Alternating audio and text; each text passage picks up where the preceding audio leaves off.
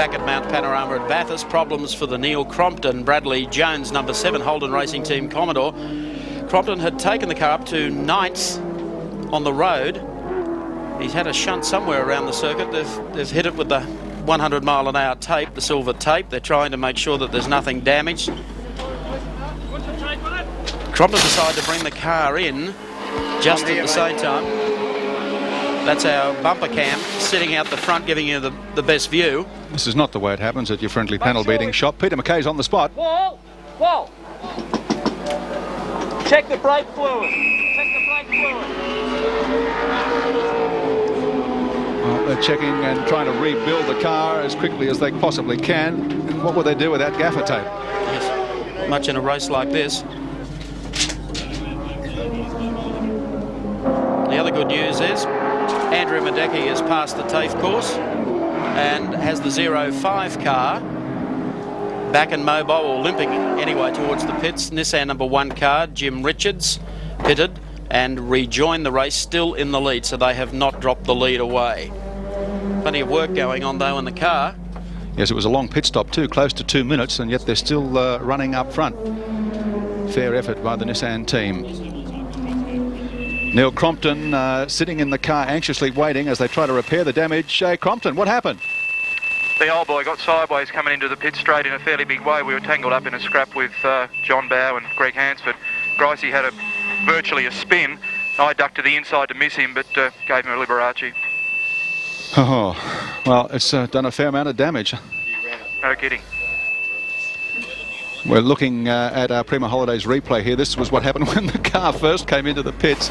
And any method, fair or foul, to get things back in place and get it back up and running again, it can't happen quickly enough for Neil Crompton. Now that is unfortunate. There's nothing he can do. He can just sit there and wait. He's very anxious to get going. They're taping up the front of the car. We've got brake pressure. 3 minutes 11. I'm sorry, Neil, what'd you say? I was talking to Wal, sorry, Mike, I didn't mean to interrupt. Fun and games you have playing the motor racing game. Yes, can happen. Does happen. Here comes my boss, I'm in trouble now. Just pretend you don't even know what he's talking about. Can you just switch off while we'll have a chat, please? Yeah, sure. We'll go away from Neil Crompton's race cam for a moment while they work on it. It's our stick cam, or our rod cam as we call it, where we can get in and under the car. Still working to try and get the aerodynamics right. At the moment it has about the same aerodynamic lift as a brick wall. Well, they've got to get it bent back into a reasonable enough shape to satisfy the stewards and not cop a black flag and have to keep coming back to the pit area. They've been in there for nearly 4 minutes. 05 limping back to the pits. Andrew Medicki's managed to get it up and running again, but they've lost all position in this lead car for the Mobil 1 team. 11 also, and crawling into the pits. Oh, this is bad news. That's Thomas Mazera coming in to hand over to Larry Perkins. Cameron Williams is our man on the spot. Yes, Mike, this is just a routine change, although it's a fairly full-on one. They're doing plugs, brakes, tyres, just about everything, even the driver, as you mentioned. The team's quite happy with the way things are proceeding, although there's a little bit of dispute here between the drivers. I'll tell you what it is. It's Larry Perkins, who's an engineer. Tommy Mazera brought the car in very coolly, and Perkins wanted his attention, said, what's wrong? And he couldn't get the answer he wanted. And when you've got trouble, there's double trouble. The 05, that has stalled on the entrance to the pits. Now, where does the outside assistance put him in terms of... they've got to get him out of the way there. Yeah, that's true. 11, the Perkins Mazera car was up to 5th. Well, I'll tell you what, if it... Poor old Andrew Madecki, if the thing only runs 100 metres at a time, he's going to need 5 guys to run with him for the rest of the race. And this, of course, presents the next problem with Larry Perkins, the Mazera car, number 11, and the 05 car tucked in behind it. It's crowded in there. Stretched to the limit, the Mobil 1 pit crew at the present time. Neil Crompton, meantime, has rejoined the race in 18th place. They've effected some sort of repair to the 7 Holden team car. Car 11's been in the pits a minute and a half and still counting, and we understand that car 30, the Glen Seaton Sierra, with Greg Hansford at the wheel, is about to come to the pits as well. A little earlier today, joining Sandy in the pit studio, talk to John Hewson. I suggested to John, extended an invitation to come and join us for the race call. He walked in just as all of this started to happen. It's certainly been a wild 5 minutes here. Yes, it has, Mike. People were complaining, of course, that there wasn't much action in the early part of the race, and it's all happening right now. It certainly is. The Nissan still continues to lead. Jim Richards marks Scaife. There's Andrew Madecki. In the meantime, the one car with Scaife at the wheel to the top of the mountain. John Bow still in second place in car 17. Greg Hansford, car 30, holding down third, but we understand about the pit. We also understand Alan Grice in car 16 is on his way to the pits. He was in fourth, or is in fourth place at the moment. Well, Dr. Hewson, you're a car fan, but not quite this type of car, I suppose. No, we haven't had a great opportunity to drive anything like this, but it's fantastic to be. No, it'd be a lot of fun. I'd be useless at it, but it would be a lot of fun. Well, we've had the teams with 3 teams so far with 2 cars in the pits at the same time. Let's go to John Brady. Yes, thanks, Mike. We've got the car that Neil Crompton had the kiss with, and it's, of course, Alan Grice changing over for Win Percy. There's a bit of damage on the back left-hand side of the bumper. Thankfully, not enough to do a lot of damage there. So they're just going through a change now. They're going to do the brakes as they go through. But it's been a very bad day for Holden, or bad lap, that one for Holden, as you can imagine. One car running into the other. They've just cut the engine here, which could start to be a bit disconcerting. They were expecting to get through this a little quicker than they've done. They have reported no problems with the car, but things are just starting to slow here a fraction. Pads just in on the front wheels, about to go on. Now they're back in action and ready to go away. A little longer than they would have expected, and that little bit of damage at the back is going to probably annoy them for the day, but not cause too much trouble. That's what you call quick servicing. Now, fortunately, we're able to ISO most of the incidents that happen around the circuit. Here's Neil Crompton, the 7 car. And that's what happened. As you could see, the Grice car was around sideways. He was able to try and pull out of harm's way, but managed to clip the tail of the car. Just thinking, John, you wouldn't want to be sitting there at the team debrief tonight. There'd be some solid chat. It certainly would be. A lot of soul searching. 05 back on the road and running again. Meantime, while all that activity was going on, the 30 Seaton car came in. Hansford got out, Seaton got in, and they were on their way with a lightning stop. Came in running in third place, rejoined in third spot, so they've lost nothing in that little stop. There's Thomas Mazira that we saw climb out of the Perkins 11 car, and Larry catches attention very quickly. He's probably just explaining that to Peter Brock. That car has a broken valve spring, the 11 car. Well, they have some problems. Here's Peter, I guess, had the backup ride in 11, but that's going nowhere. The number 1 car marks Scaife. Jim Richards continues to lead. I neglected to mention Glenn Seaton is back in the 30 car now. Cameron Williams is down in the pit lane with Peter Brock. Peter Perfect, it seems like things have gone perfectly wrong just at the moment. Yeah, it's been a very interesting day. The car started off beautifully, and Andrew's had an electronic gremlin in the car, and through persistence he's actually got the thing going again, and arrived in here as Thomas was in to do a planned pit stop. And as he arrived, he said, "This, the engine's got a problem. It's got, I think they dropped the valve in it." And so we sent Andrew back out to soldier on.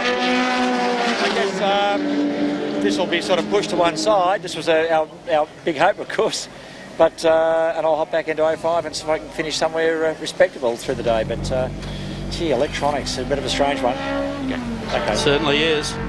I'd like to know who's supplying the wheels and tyres for car 44, because I think at last count it's been through 3 of them. That's right, and both team cars have lost a wheel.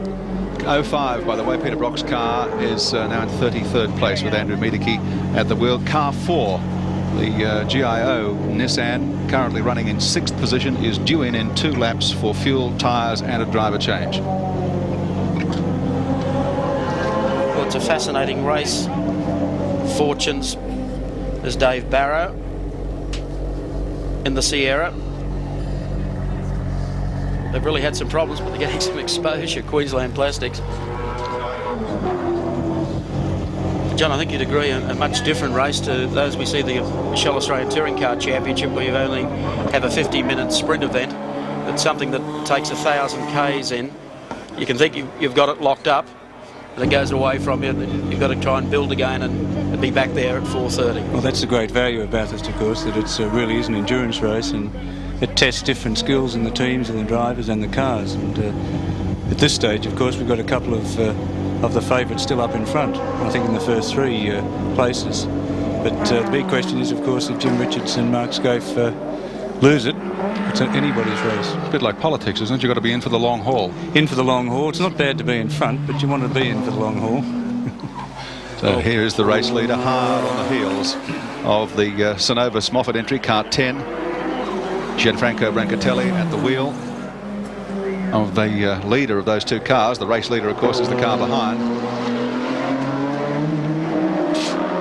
And Mark Scaife, the man who picked up $15,000 for winning pole position here for this race. Car 10, by the way, is in 9th place and about to be lapped by Scaife. They're an awesome machine, John, the GTR. They are. They're awesome. It's just to see whether they've got the endurance to last the distance here. Unbeatable over the shorter Australian touring car races. Well, the 11 car is going behind the pit wall. Larry Perkins, Thomas Mazera. That challenge is over. Oh, now we have the Mark Gibbs, Rowan Onslow, GIO Nissan. Scheduled stop. Yep, was running in the top 6. Clock's running on this one. Fuel, tyres and driver change. Mark Gibbs coming out of the car. And Rowan Onslow going in. He's had a long stint in that car, Mark Gibbs. Well, 2 young guys who have a ton of ability. Rowan Onslow has been probably better known for his open wheeler exploits in recent years. But there you have it, with Rowan in there. The drama in the pits for some teams, as we take the Caltex race score. No doubt about the guy leading the race. It's the Mark Scaife, Jim Richards car. Still comfortably clear of Dick Johnson and John Bowe in the number 17 Shell Sierra. 3rd place is, of course, Glenn Seaton, Greg Hansford in the Peter Jackson Sierra. 4th is car 4, just gone into the pits now, so it'll drop down a spot. Gibbs and Onslow in the GIO Nissan GTR. 5th, car number 16, Percy and Grice in the Holden Racing Team Commodore.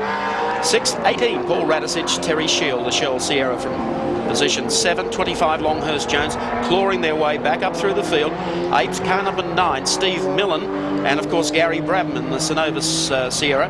Running 9th, car 8, Colin Bond, Graham Crosby, the Kiwi, and the Caltex CXT Sierra. Rounding out the 10, car number 20, Peter Fitzgerald and Denny Holm. Back at Bathurst in a moment.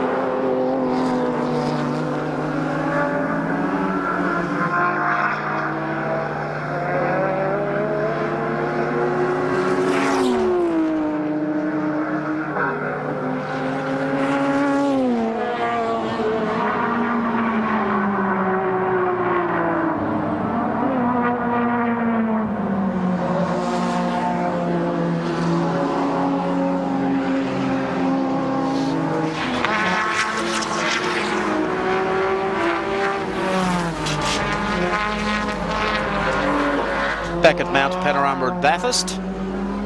Lap 72 of 161. The 2Es 1000, Australia's great race. Following at the moment, Kevin Waldock in the Sierra. Comes through Queensland Sunshine Holidays, Playscape racing car. This guy could be one of the sleepers, running 15th on the road at the moment, coming past the 2WS sweeper, down into the dipper. Ran third at Sandown in the 500 last year, third again this year, and they have the car in endurance trim, and that means a lot. And young Brett Peters, Formula 4 driver, one to watch coming up through the field. Yes, well, Kevin, I've been out with Kevin actually. He's a very good driver, so they're a good team. Kevin suffers from a lack of experience, I think, compared to the others, but he's a first-class driver. I'd like to see them do well. He's quite unusual because he sponsored a car. He sponsored Andrew Madecki, Blast Dynamics car, and then decided he'd like to go racing himself. And I think he's done a marvellous job the last couple of years. He's only been driving 2 or 3 years, and he puts it down to a lack of experience. He thinks he can be as quick as anyone on the track on the day, but he doesn't quite have the experience of the Brocks and the Johnsons and so on. But as a team with Peters, I think they're a very good team, and I'd like to see them finish in the top few. Well, they were out to about 22nd, 23rd, 45 minutes ago. They're up to 15th now. Yes, good, solid performers. I think they'll be there at the finish. It'll depend a lot on what the top cars do, I guess, as was always the case.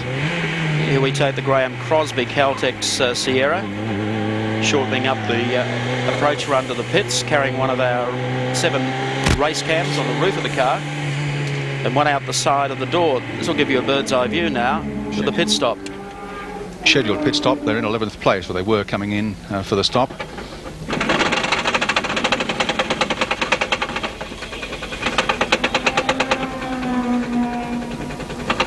Well, it was a scheduled pit stop, but apparently he's got a misfire in the engine as well. Whether or not they're going to bother with that problem at the moment. Colin's having a little momentary problem there, getting himself into the car. Graham Crosby out. Peter McKay on the spot for our Prima Holidays pit report. And this one's an extended stop because of the need to change brake pads, but it's all going rather routinely. They haven't lifted the bonnet. Colin's belted up, ready to go. Just a bit of windscreen work, and as usual, the fuel takes the longest in any pit stop.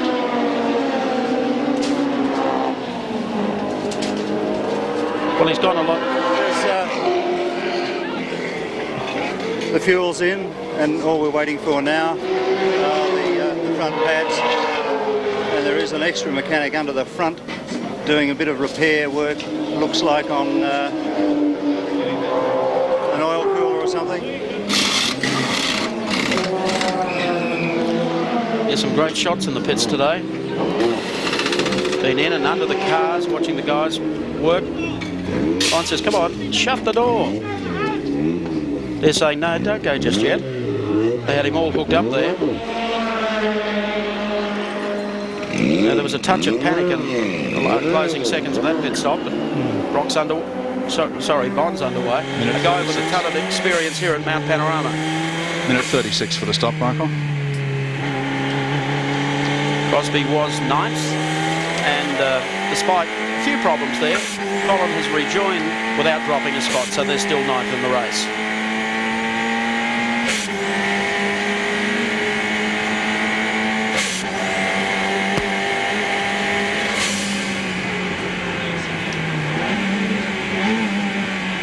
Fascinating view.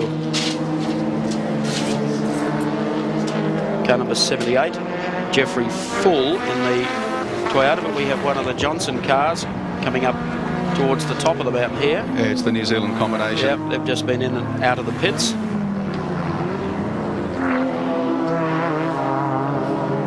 The exit from the cutting and the head up to his turn. They've been limping around for quite a spell now, Gary. Yeah, well, they've had 4 or 5 pit stops at least. Their race is run, and they're going to be limping for a long time, I think. Car 9, the Synovus Moffat car, Gary Brabham, he's now back at the wheel of that car. They had a full stop, changed brake pads. It was a lengthy stop. car 78 now on screen in the 1600cc category. Jeffrey Full, and you can see the speed difference there between the outright cars. Sometimes it's a fairly thankless task for the guys who steer the smaller cars around. They're blamed for being in everyone else's row, but they're trying to race each other in their own class, a race within a race. And they spend half the time looking forward and half the time in the mirrors. Yes, ducking from what's coming from behind. There's probably some very good racing back there, though. It is very competitive. Yeah. They've been running at 10/10ths all day, 78. Yes, we talked about being in for the long haul and back in this category. Of course, we've got Bob Holden and Renaud Altonen, who won the race here 25 years ago in a Mini, still campaigning, this time in a Corolla. They're in 24th place. It's good to see.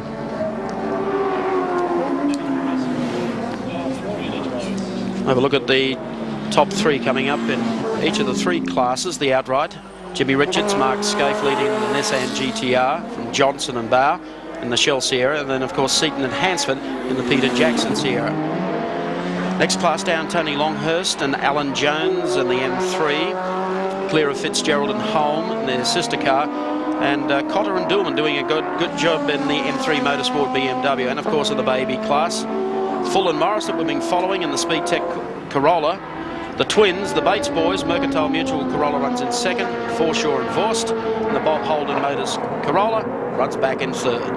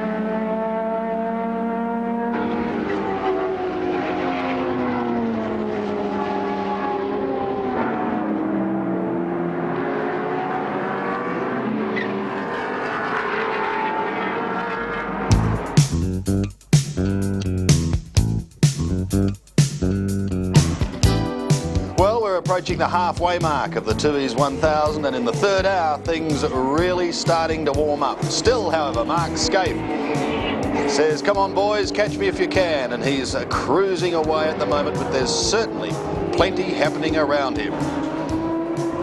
This segment could be called a segment on wheels, because the Sierra of McIntyre and Barrow lost one. 3 wheels into the pits. There were wheels everywhere. Now, just who did that belong to? Was that theirs? Or could it have been Brian Salas, the youngster, getting a real initiation at the mountain at his first attempt? And one of the Bingles of the hour, the 33 Product Commodore, Bob Pearson and Bruce Stewart. Andrew Madecki, well, he had problems on the mountain. He fiddled away and tinkered away himself and got the car going, but it hasn't been easy. Drew Price into the pits, plenty of activity there. He did have problems with tyre vibration, and they're still working away. Neil Crompton, as we saw, also had his problems.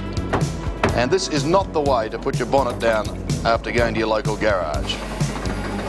And what caused it?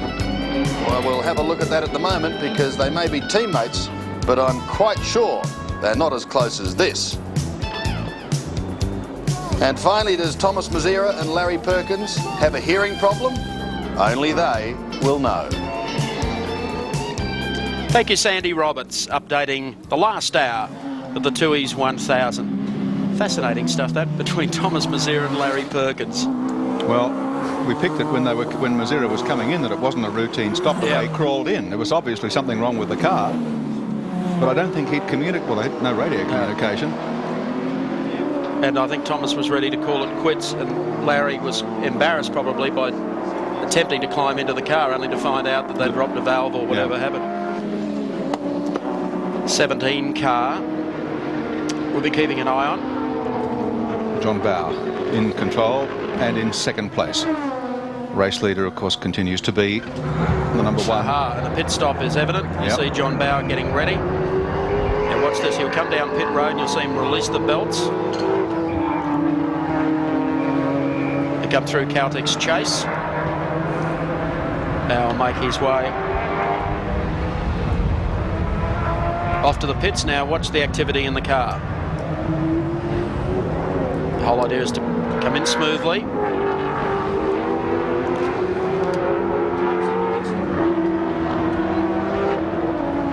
Here comes Bow, belts undone. John Brady is our man on the spot. Yes, thanks, Mike. They're going to do a full change with pads and everything this time round, but the interesting thing about this is the way they're juggling the petrol. In the back of that car now is less than 2 litres of fuel. They are stretching their pit stops right out, the Johnson team. They're hoping to get by with 3. Now, they haven't done that in their time at Bathurst in Ford Sierras. They can't remember a quick car getting away with 3 stops at Bathurst. The BMWs will this year, but not one of these ones. Now, Neil Lowe was hoping to keep the car out for 1 more lap, but it just got too dodgy. There was less than 2 litres left in the tank, and they figured this was not going to be worth the risk. Now, if all goes according to their calculations, going over the finish line, they are going to have literally a couple of drops left in the tank. They are going to have next to nothing. And Neil Lowe just says, my heart is going to be in my mouth, hoping the figures have all worked out. Just a little bit of time getting these wheels on. It's not a bad stop, though. It's around, just around the minute mark, bit under. Now, 48's as quick as you'll ever do this. If you can get out in about a minute 55 to a minute, it's not going to be too bad. So Johnson back on track in quite a way. It was quite a stop. Had change and everything. Just under 55 seconds. Bow, of course, handed the car over to Dick Johnson, the 17 car running in second. And after that lightning stop, they've only dropped 1 spot on the road, 1 only. I had a long chat with Johnny Bow about this tactic, and he said what they try and do is they leave the car in 5th gear over the top of the mountain and try and keep the revs down as low as possible, try and keep the consumption to a minimum. Dick Johnson heading up the mountain now towards BP Cutting. Take him a lap or so to settle into the rhythm as he swings through here. Try to get the best of him, of course. The Nissan GTR. Dick doesn't want to surrender at this stage. As you can see, Dick's on fresh rubber. An unusual sight.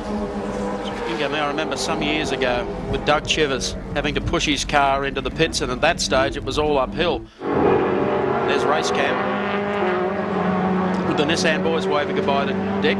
Whether or not he'll drop in behind. Still trying to reach the pits. The Peter Verheyen, John Vernon Corolla there.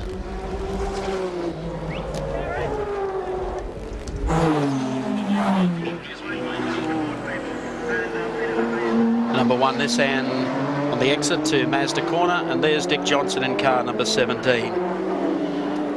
Johnson's delivered here at Bathurst on 2 occasions, and he is the subject of this afternoon's first Mountain Memory.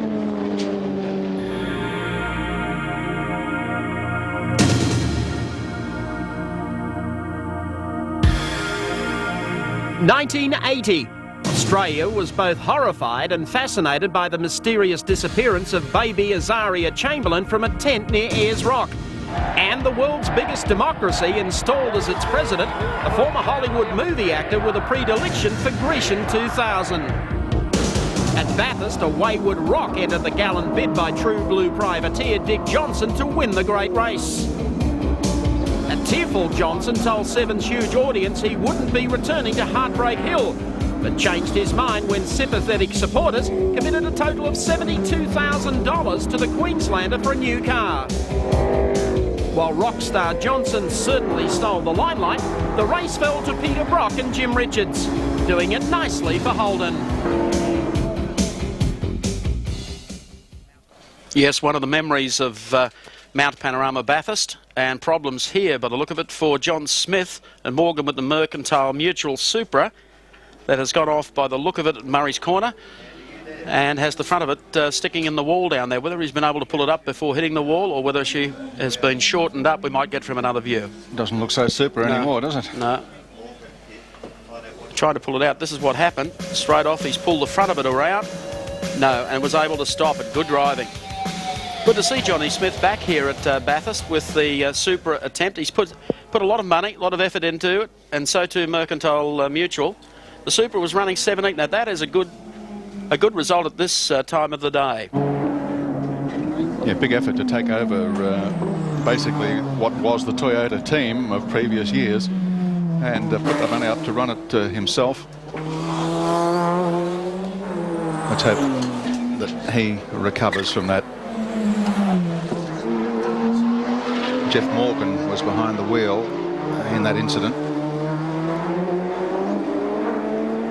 Well, the car continues, and so too Dick Johnson, car number 17. Second place behind Jim Richards.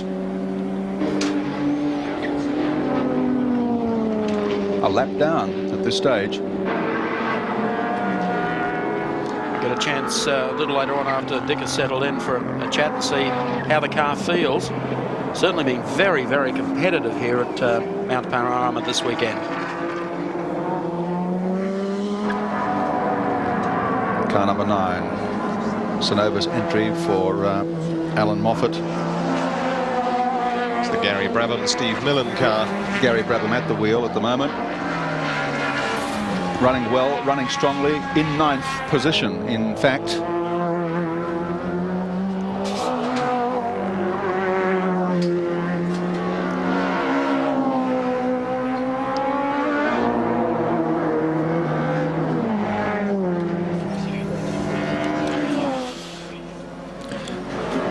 Yeah, quite an interesting driver combination this.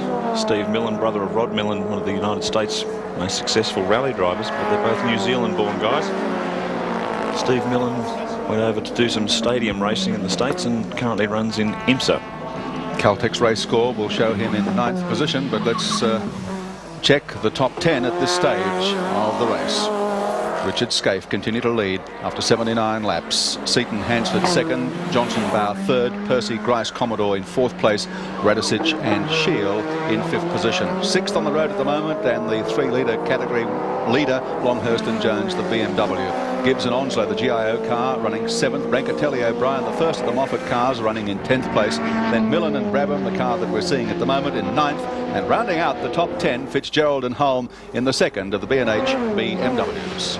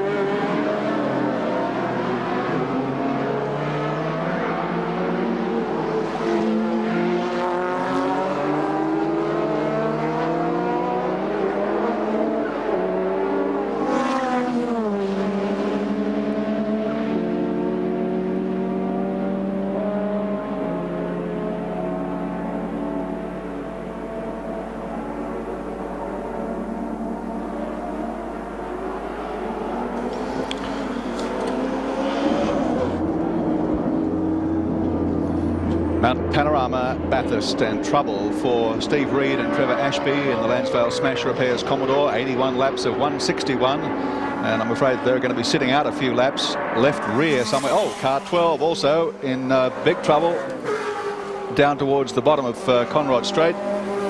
That's the Ray Lintott Sierra, prepared by Dick Johnson Racing last year, joined by Gary Scott, the touring car race this year. Tony Scott. Sorry, Tony Scott, his brother, yep. And John English, yeah. And they're stuck in the sand. Yeah, no four-wheel drive on Sierra, so I don't think that's going to move very far. Would be handy. The Richards, Nissan and Seaton Sierra are the only cars on the lead lap at this stage, and that's lap 81, which is halfway through the great race.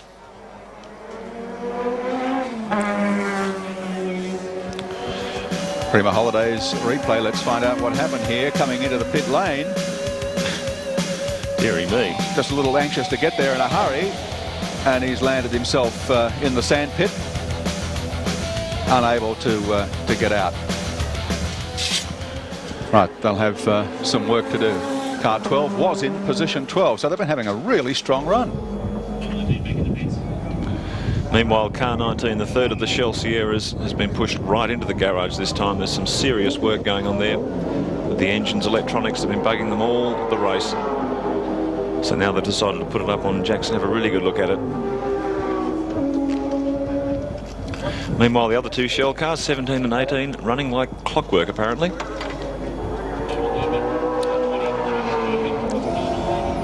So the boys are busy there. Back on track.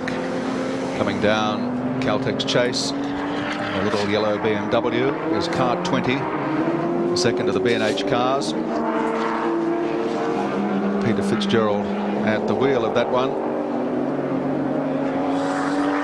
Everlast Commodore going through there too. And there's car number 9. Gary Brabham, Moffat Sanova's entry. In 9th position, but being rapidly hauled in by Peter Fitzgerald in the BMW. Meanwhile, the Scott Lintott Sierra still in the pits after that run into the sand.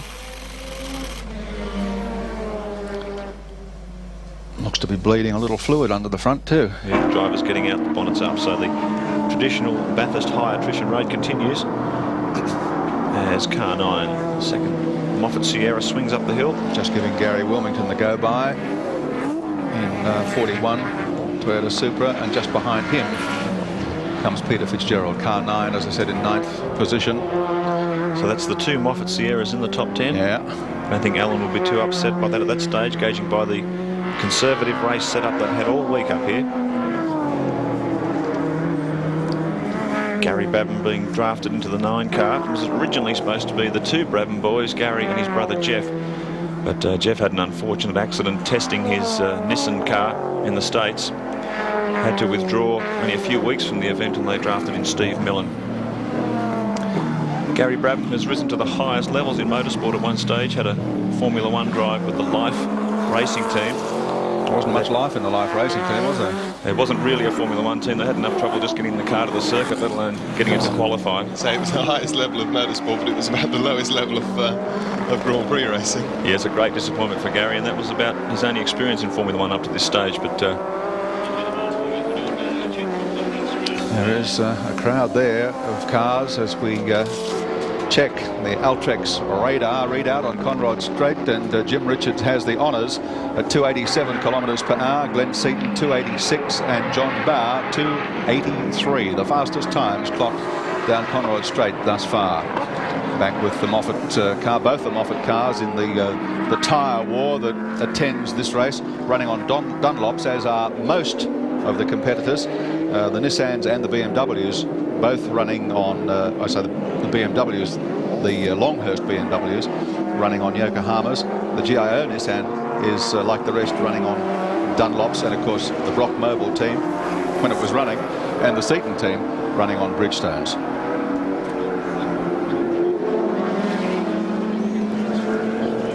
So as this car circulates in 9th spot and doing it well at the moment, I see the Toyota Supra back up and running. Pleased to see that. Let's take a report from the top of the mountain with Morris Parker. Thanks very much, Gary. It's amazing up here. It's a totally different world to down there. Everybody's up here having a great time. There's guys on trucks. They're set up here all day. Look at them. And they're all Brocky fans. It's their home away from home for the long weekend. They love being on TV too, as you can see, Gary. Yeah, although, tell you what, they haven't got much to cheer about with the Brock situation at the moment. I don't think they seem to care. When they do see a Nissan come past, you should hear them boo. I think they've been anaesthetised against the pain. They may have, yes. Morris Parker up where it gets really wild on the top of Mount Panorama. They take everything seriously out there, not just the car racing. Yeah, it really is an amazing place. And you've got to camp up there and spend a few days there to really understand what it's all about. No, thank you. Particularly the last 10 or 20 laps of the race, the atmosphere up there is always electric. Gary Brabham still going around, and younger brother David, perhaps the most successful of the three brothers. David currently driving in the World Sports Car Championship for Jaguar in Tom Walkinshaw's team.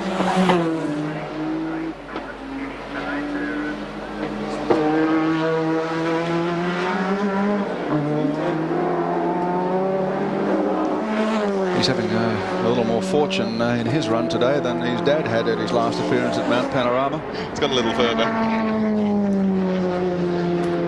Good to see, and it's good to see him having some success. As you said, he's been in a position in world motorsport the last couple of seasons to make great strides, but things just haven't quite worked the way they ought to have for him. He had a great season in the British Formula 3000 series. Apart from that, things really don't seem to have worked out that well for him. Meanwhile, while we're looking at the Moffat cars, here's the other one, car 10, the Charlie O'Brien, Gianfranco Brancatelli car.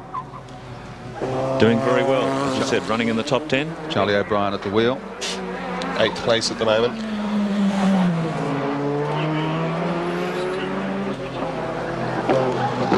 Nissan team preparing for a stop, but they've declined to let us know which of the cars is coming in. Oh, all right. Well, we'll soon find out, I guess. But I saw the team personnel standing ready and waiting.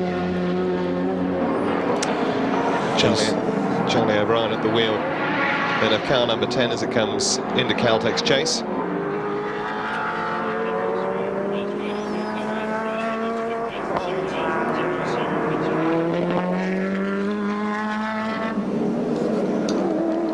So the two Moffat cars running like clockwork. Charlie O'Brien heading down towards the bottom of the mountain. And you think there's big crowds on the top of the mountain. Well, look at this. Down the bottom, they're just as big and just as enthusiastic. An enormous crowd here today for the running of the Tooheys 1000. Yes, the two Moffat cars haven't been seen since Bathurst last year. For 12 months they've been in a garage being completely reworked. They are originally Rudy Eggenberger cars running Eggenberger engines. And Moffat always turns out a couple of immaculate white Sierras at Bathurst every year. Started from pole position last year, thanks to car 18's coming into the pits in 5th place at this moment. Terry Shield at the wheel. There is going to be a driver change. Paul Radicic, the man getting in now behind the wheel. And Dick Johnson must be really pleased with the way the Shell cars are running this weekend. There's 05 back into the pits. Medecky gets out. Brock gets in. When the car rejoined the race, after all those problems they had with the fuel pump, He was in 33rd position. John Harvey's down there, John.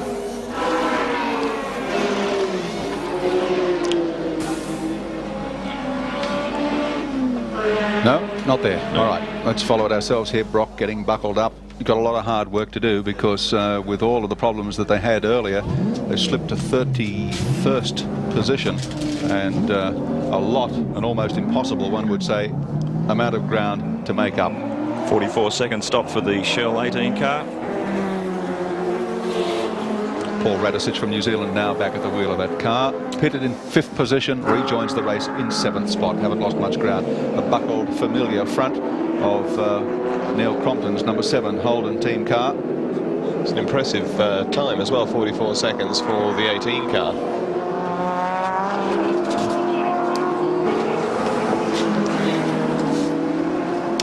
So as Neil Crompton soldiers on with the damaged Holden, let's have a look at the race. First at Richard Scaife, of course. Second, car 30, Seaton and Hansford soldiering on. In third, car 17, Johnson and Bow in the Shell Sierra.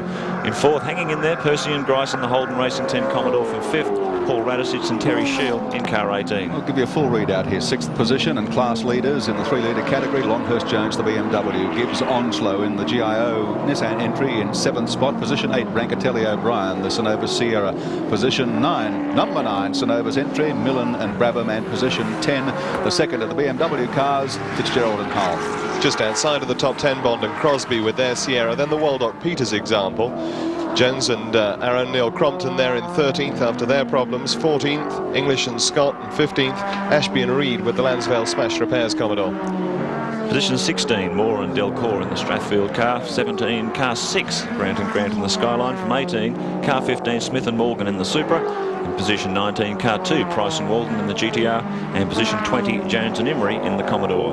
We've been running 3.5 hours in the Tooheys 1000 at this stage, and in 21st position, car 14, Johnson Commodore. Finnegan leads in 22nd position, and the first of the 1600cc cars in 23rd place, Full and Morris in the Corolla, followed by Bates and Bates the Corolla, then Hendrick and Landon 25th spot in the Commodore. 26th, car 24, Donaher and Donaher with a Commodore. 27th, the Golsons with their BMW. 28th, Sala and Lusty with the Sierra. 29th, Brock and Madecki moving slowly back up through the field. And 30th, Scott and Taylor with the third of the Shell Racing cars. Position 31, the little BMW of Cotter and Dorman. 32, car 77, Forshaw and Vorst.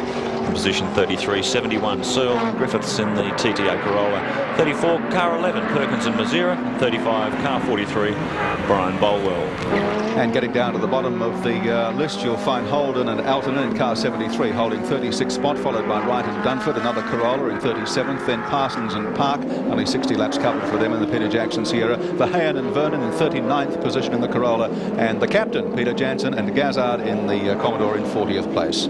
Positions 41 through to 45, Barrow and McIntyre with their Sierra. Pearson and Stewart with a Commodore. O'Brien and Callahan with another Commodore. Wilmington's Supra there with Awadala, and Sharp and Salvecta in 45th. 46, didn't go far, just 28 laps for car 72, and Tyndall, Stewart and Conway Gardner went nowhere to round out the race field in the Tooheys 1000.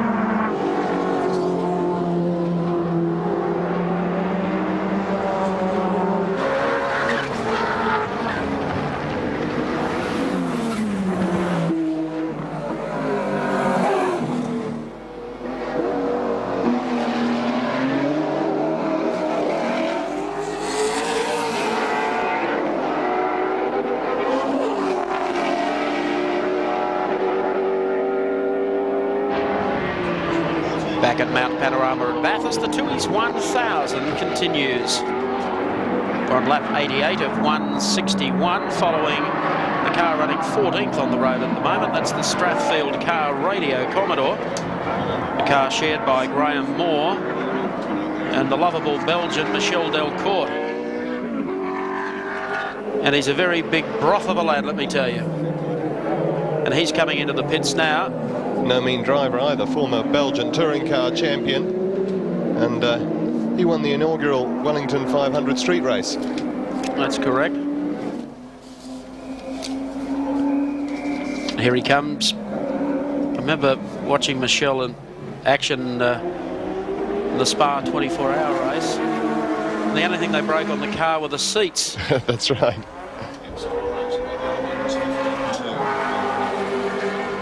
Michel could run this for 24 hours. Wouldn't worry him in the least. Delightful gentleman. Blew the race engine for this car in the final discretionary practice yesterday afternoon, and had to work long hours through the night to put the last of their well-worn practice engines in the car. So they're doing a pretty good job under the circumstances. Yes, it's a Larry Perkins engineered car and leased to Graham Moore for the Tooheys 1000. Here's another of the battlers, the privateers, Jeff Leeds and Terry Finnegan in the Foodtown Commodore. Always regulars in the Amscar Touring Car Series and Australian Touring Car Championship races on the east coast of Australia. And a genuine nice guy is Terry Finnegan, and also Jeff Leeds. They always come up as a strong combo for a top 10 finish at Mount Panorama. Had no problems through the week either in practice or qualifying. All went according to plan. They were quite happy to qualify where they did. Back on the grid, they aim to run all day. 21st position on the racetrack, the Foodtown Commodore of Jeff Leeds and Terry Finnegan. Just as an aside too, the wind has picked up here. It's swung around a bit. It's getting decidedly cooler, having been in the mid-20s all day here at Bathurst, and a lot of cloud building up over the back of the mountain. Not threatening at this stage, but at Bathurst you never know.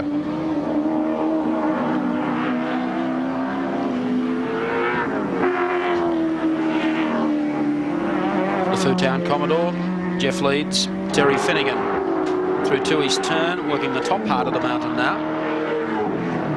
Running down towards Skyline.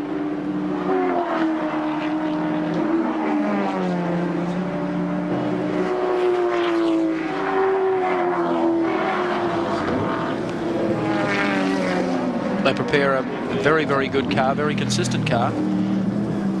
But they're out of the big bucks league. Terry would probably love to do a bit more racing, but small budgets don't allow for touring all over Australia. Commodore, car that this circuit was built for, and V8, of course, 5 or 6 speed box, big tyres and a ton of brakes. We need them with all of that power, 550 brake horsepower, and a pretty good power to weight ratio as well. A very important factor when you're climbing up Mount Panorama. Look at this for a challenge. Just giving the Gary Wilmington Toyota Supra the go-by there as well. Jeff leaves the door open there for the number 10 car, Charlie O'Brien, back at the wheel of the Synovus Vitamins Sierra. And the two Moffat cars continue trouble-free in this race. We've drawn attention to that in the last hour or so. And sometimes, I guess, where Moffat has commanded such a high profile here, came this year and wanted to step back out of the spotlight and have the cars run from Wednesday through until Sunday in race trim.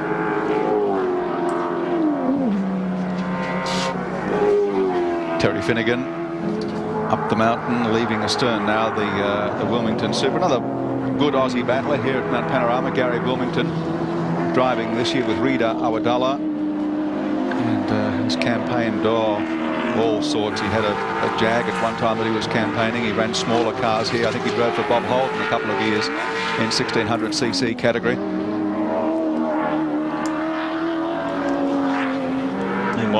Foodtown Commodore, sounding very sweet. Terry Finnegan won the Best Presented Car Award in 1988 for this race. And I can tell you, looking at this thing close in the pits, it is immaculate.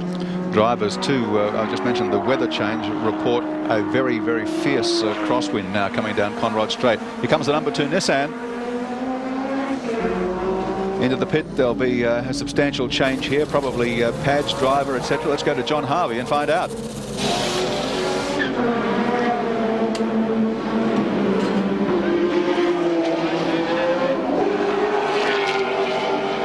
I think with the ruckus down there, John probably didn't hear us.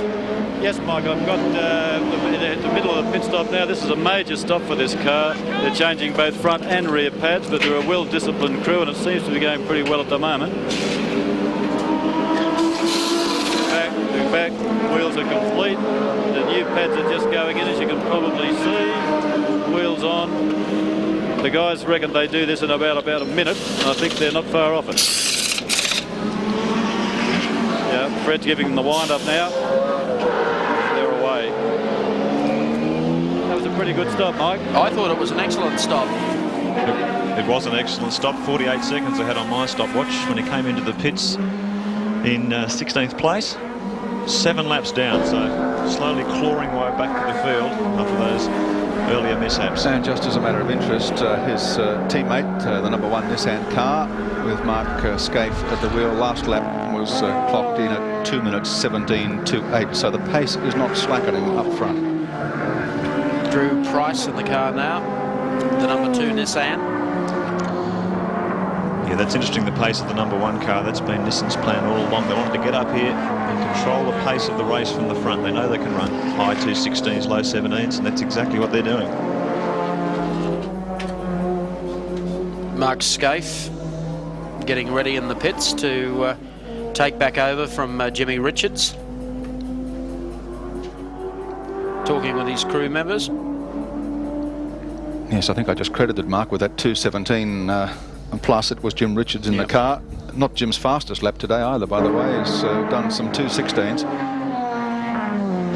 But Mark is certainly capable of running just as fast, if not faster, as proved in the Tooheys top 10 qualifying from our 7 chopper across the top of the mountain. Great shot this is, and look at the crowd. They are glued. They're not going away. There's a lot of drama to unfold yet as this race, well, it's not winding down, not for a few hours yet. No, a long way to go.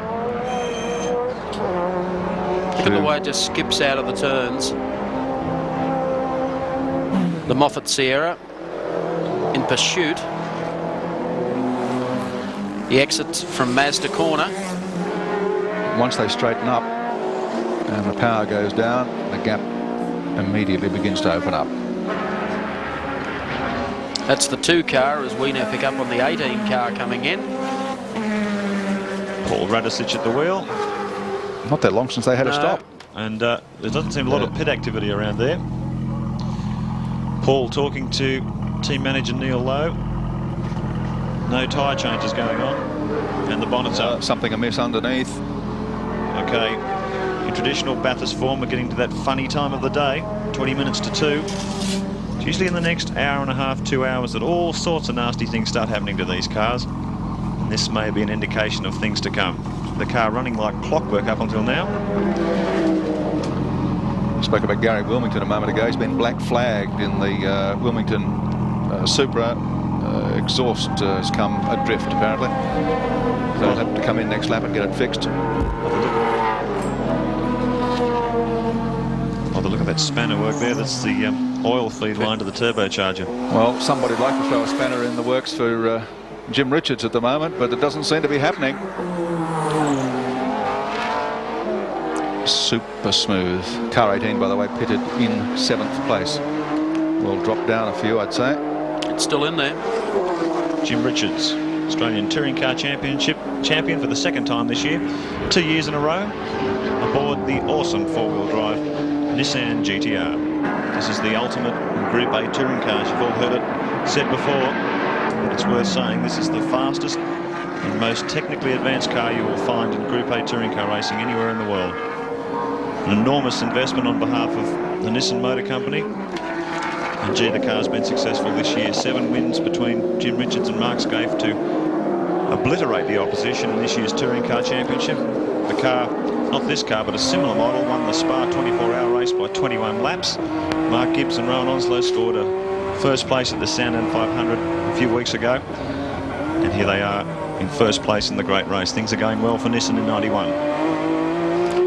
Still to be determined what the penalty will be to Nissan under the specifications for next year's touring cars. Hello. Problems for Longhurst Alan Jones, the BMW number 25 car.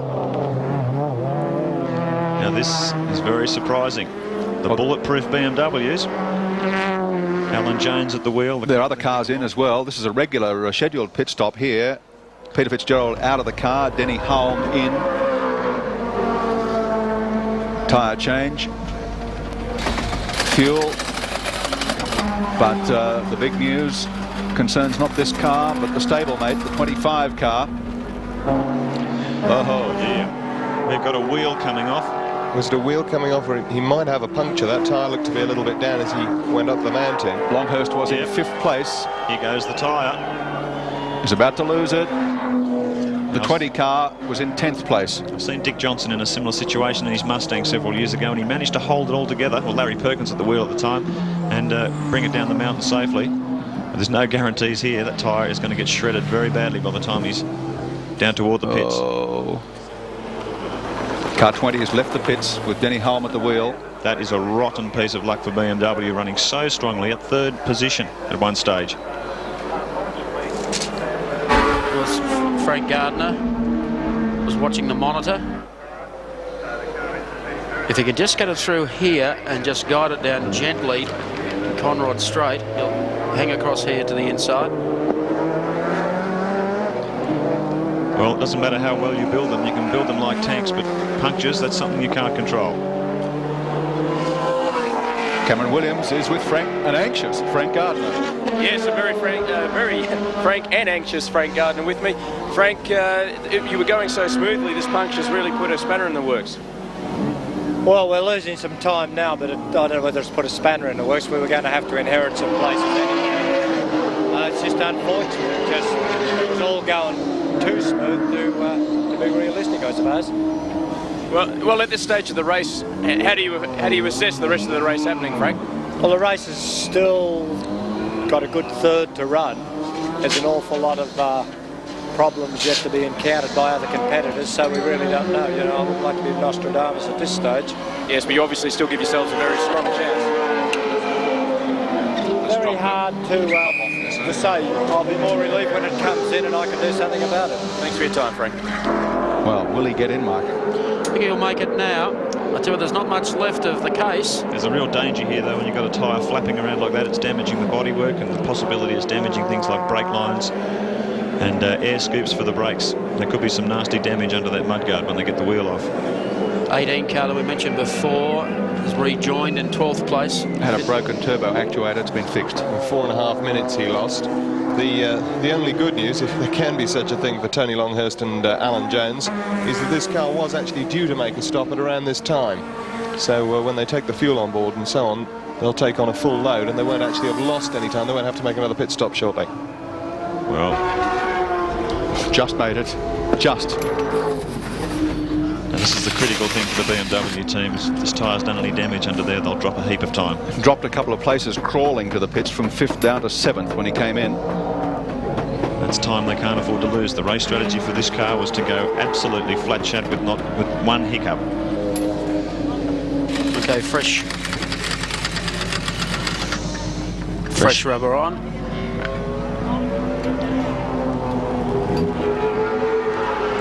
Doesn't look like there's too much damage under the car. Wheel going straight on. Bit of panel beating to get that guard out of the way. Meanwhile, Tony Longhurst has stepped in to replace Alan Jones. The car's been in the pits for 40 seconds and out in 44. So that's pretty flash, isn't it? That's very good because they haven't dropped a lot of time. I think their first stop was around the 40-second mark too. And has rejoined in 7th place. So they remain in the top 10, and that's quite an effort. The only problem is that they've lost that gap. Yeah. That they were moving up on 6th. In the meantime, the number 1 Nissan heading into the pits. Looks like Peter Perfect zips by on the outside. So, Johnny Harvey, take it away.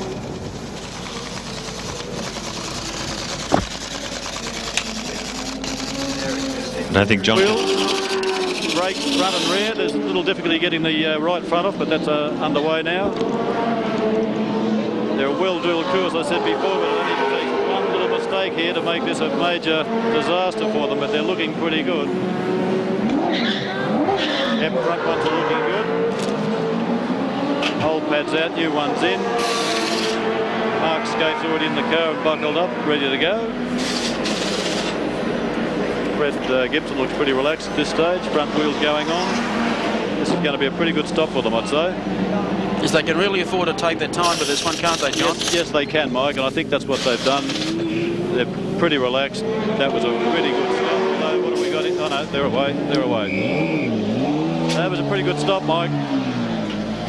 It certainly was. 55 seconds. A very slick stop. Driver change and pad change. And number one gets back onto the circuit. And car 30, we understand, is about to come to the pits, Hansford, to get back in the car, plus fuel and tyres. So the Nissan climbs back onto Mountain Straight and maintains first position. So the dominance of the number one car continues. Well, he heads up now towards Mountain Straight. The Caltex race score shows us Richard Scaife leading. Just at the point of coming across the start-finishing line, I still believe Seaton Hansford are on the same lap. Johnson Bauer run in third place. Percy and Grice are in fourth. Gibbs and Onslow in fifth place. Six is Brancatelli and O'Brien, followed by Longhurst and Jones. Millen and Brabham in the second of the Sonova Sierras. Bond and Crosby run in ninth in the Caltex Sierra. And 10th is car number 18. That's Paul Radisich and Terry Shield.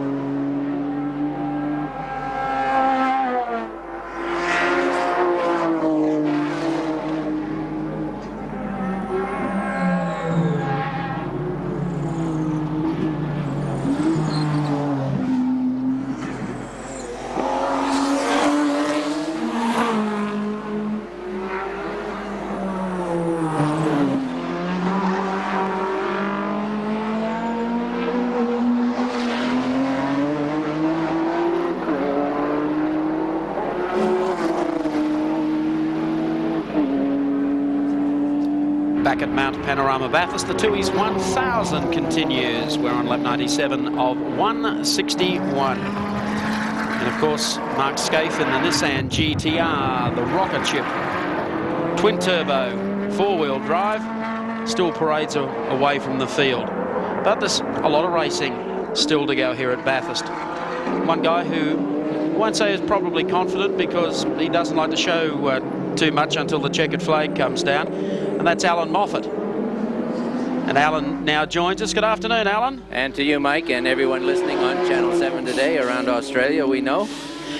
10th, car number 10, O'Brien and Branca running 6th, and the Brabham Millen car 8th. I won't overplay the thing, but that must make you feel fairly comfortable, because you came here with a race setup, not a qualifying setup. Yes, we were, mate. We didn't want to get into that qualifying derby, and it's paying off dividends now. I would like to see our cars up a little higher on the leaderboard, but we've still got better part of 3 hours to worry about, and the brakes caught us short last year. We don't want to see that happen again. Well, just at the moment, I'll come back to you in 1 sec, Alan. We've got the Glenn Seaton car, the Peter Jackson car, coming into the pits. If you can stand by for 1 sec, we'll just call this pit stop and I'll be straight back to you. Okay. Thanks, buddy. Important stop, still on the same lap as the Nissan GTR, car number 1. John Harvey is our man on the spot. Thank you, Mike. Yeah, Glenn getting out, former motorcycle ace Greg Hansford getting in. They've changed his pads on the front. They've checked the rears, had a quick look, they're okay. Now once again, here we go. Changing these pads can be... No, they're looking good. This is going to be a very, very good stop. Greg Hansford looks like he's pretty well buckled in, just finally putting the lap strap on. Yep, he's okay. Seat going forward. Some oil going into the engine. Yeah, clean the windscreen. Greg's cleaning for a clean screen. It may not get done. It's pretty important to a driver, particularly in the late afternoon. You get the sun in your eyes going up the hill. The last thing you need is a dirty screen. Okay, they've got it done now. It's a pretty good stop. Could have been a little bit quicker. All right, Glenn screaming, let it go. A very quick stop. Too bad, Mike. That's pretty quick. I didn't get a time, but it looked pretty good. Seaton pitted while running in second place. Hansford has rejoined in 4th spot. 1:04 was the pit stop time for the 30 Nissan car. We were talking to Alan Moffat. I'm sorry. Thanks, Alan, for staying with us. Oh, pleasure. I was going to ask you, seeing that you've been here and caught up in all those years, and even back to last year, that qualifying business on Wednesday, Thursday, Friday, everyone trying to go quicker and throw more tyres at the car. Has it been hard to harness your drivers this year, because you've come set up in conservative mode? They've been very good about it, and I have to compliment all of them. I wouldn't want to single any one of them out. They've been very good. I've told them that's the way we want to do it, and quite honestly, I was throwing more tyres on them than they were asking for. I think the ban on qualifying tyres this year has been a super success. It's kept everybody in touch. We've been able to monitor one another, each team much more efficiently, apart from the waste of money that we've had in past years. But I've been quite happy. Disappointed about not getting into the top 10. We might talk to the organizers about rescheduling Friday compared to what took place this week. But you always have a bit of a gripe when you don't make it. But I think the weekend's been a super success overall, Mike. Alan, Gary Wilkinson, no argument with the O'Brien and Brancatelli combination, but a lot of people were intrigued with the Gary Brabham-Steve Millen driver combination. How did you come up with that one?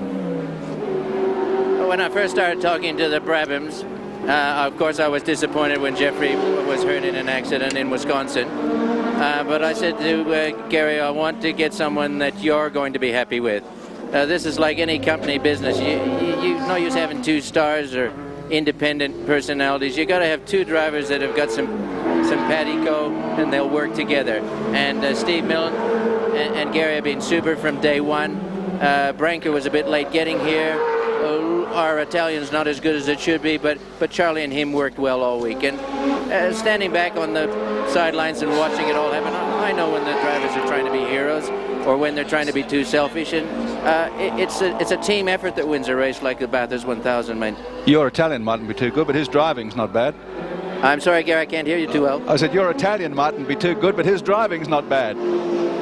I'm assuming you're saying you want me to go to the Italian Riviera in this race to polish up my Italian, are you? Mate, if you could take this out today, you deserve a holiday. I will take all of Australia to the Italian Riviera if we win it, mate. Okay, Cheers Alan, for now. Thank you very much. Thanks, Alan, very much for those few moments. Alan Moffat, of course, we mentioned earlier, has won this race 4 times. He's been part of the Bathurst heritage, and we've seen drivers jumping in and out of cars all day, John Bowe and Dick Johnson. But of course, in those early days, they used to do them single-handed. With the 500 milers, Moffat would climb in the morning and wrestle a big GTHO around all day. And I think, seeing that we've spoken to Alan, you've seen Alan now as the race team manager. Let's cast our minds back to the mountain memory of 1970.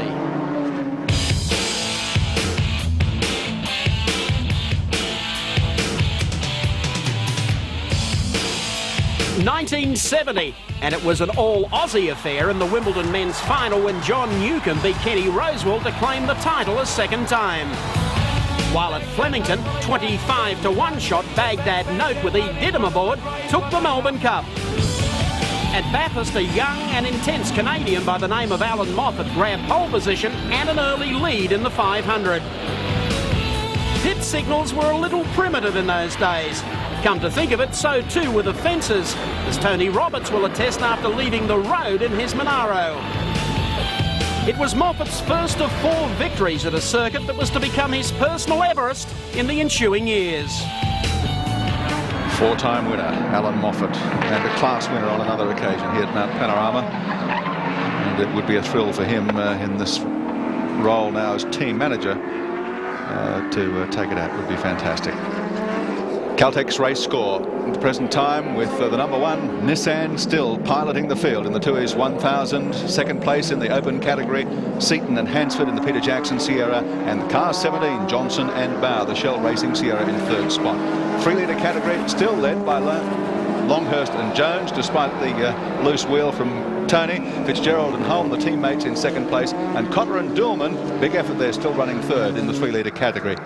In the 1600cc class, Full and Morris still leading. Forshaw and Vorst have moved up in that category to 2nd position, and Searle and Griffiths holding down 3rd spot.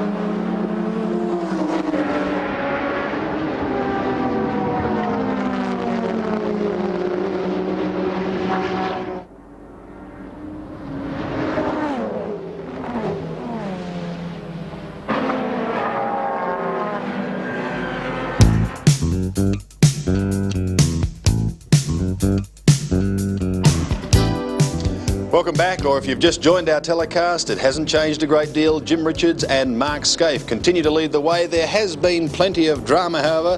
The Corolla of Verhoeven and Vernon being pushed into the pits, shades of Bo Seaton back in the olden days. And there's John Smith in the sand at Murray's Corner. The Lansville Commodore of Trevor Ashby and Steve Reed, that tyre rubbing against the guard, they did make it to the pits. The Valvoline Sierra of Lynott, Scott and English, however, in the sand trap coming into the pits. Perhaps they were just a little too keen.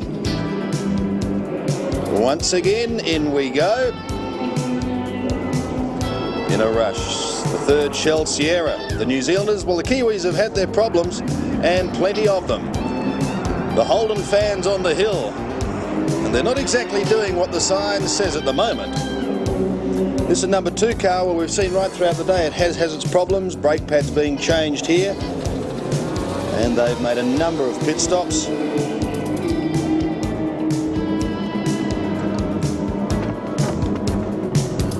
While Terry Shield and Paul Radisich, their number 18 Shell Sierra, also problems in the pits. But as I said, there are no such problems for our leaders, Jim Richards, who a short time ago handed over to Mark Scaife. They are cruising round the mountain and enjoying every minute of it. Some are not enjoying it quite as much. Tony Longhurst and Alan Jones, a flat tyre here, the front right, but they do manage, however, to get back into the pits and back out on the track again. Let's check the casualty count in the great race as well. Exit 11, Perkins and Mazera. Didn't even get started, 32, Tyndall and Stewart in the product GIO Commodore. Car 33, Pearson and Stewart, also in the wall and out. O'Brien and Callaghan, the Everlast Commodore, still circulating, but they've had their problems, and the same goes for car 54, Sharp and Saltweger. Car 16 coming into the pits now, was running in 3rd position. Win Percy out of the car, Grice back in the seat. Last year's winners. Regulation stopped by the look of it. Clock ticking, crew working furiously. Tyre change, fuel in. Quick stop indeed. Good stop.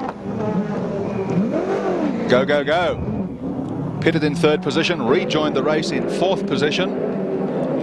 And a stop of 27.31 seconds. That is a ripper. Big effort. And the Alf and Tim Grant. Yeah, sorry. Yeah, father and son combo, Alf and Tim Grant from Brisbane. Running 17th on the road. What a marvellous experience it must be for a dad and his lad to come to Mount Panorama. Yeah, a car of great historical significance. This thing was largely involved in Nissan's first touring car championship victory. It soldiered on against the Sierras and the Commodores at a time when it wasn't really competitive, but still managed to score a couple of wins with Jim Richards at the wheel before they moved on to the all-conquering GTR. So certainly Nissan's second most successful touring car, and it's been passed on to the hands of the Grant chappies, and it's going very well too. Stationed about 300 yards down the road from Dick Johnson in South Brisbane. Not the suburb of South Brisbane, but southern Brisbane. Sponsored by Sizzler, and has given his sponsor a good run here this weekend at Mount Panorama. Coming down towards the 2WS sweeper, and it is running very, very consistently. Just sitting back there behind the 17 car of Dick Johnson. Oh, look at all this traffic. Got a, oh, no. How much was we're planning on taking a race cam cross, but I'm not quite sure. Well, at least the Sierra, yeah, Dick gives him a wave and says thanks. The Sierra knew that he was there. I don't think that the Corolla did. Conrod Straight, Dickie Johnson. You're killing him, son. Mate, I can sort of kind of hear you. It's not all that good, the reception, Mike, but we're just pressing on regardless. As a matter of fact, I had something to tell you. I just wanted to know whether you knew the difference between a pigeon and a yuppie. No, but I'm sure you'll tell me. I'm sure I will. Well, at least the pigeon can put a deposit on the Porsche. I said before in the intro to you, you're killing them. I don't know about that. Now, brake pad, the brake pedal's a bit on the mushy side. I've lost the goddamn drink tube, so I've as dry as the handle on a wooden spoon. I'm glad you cleaned that one up for us. That's why I sound funny, mate. All my mouth's sticking together. Well, the engine is going fine, mate. That must give you some heart after a pretty wretched season in the Touring Car Championship. You found all that consistency on one day.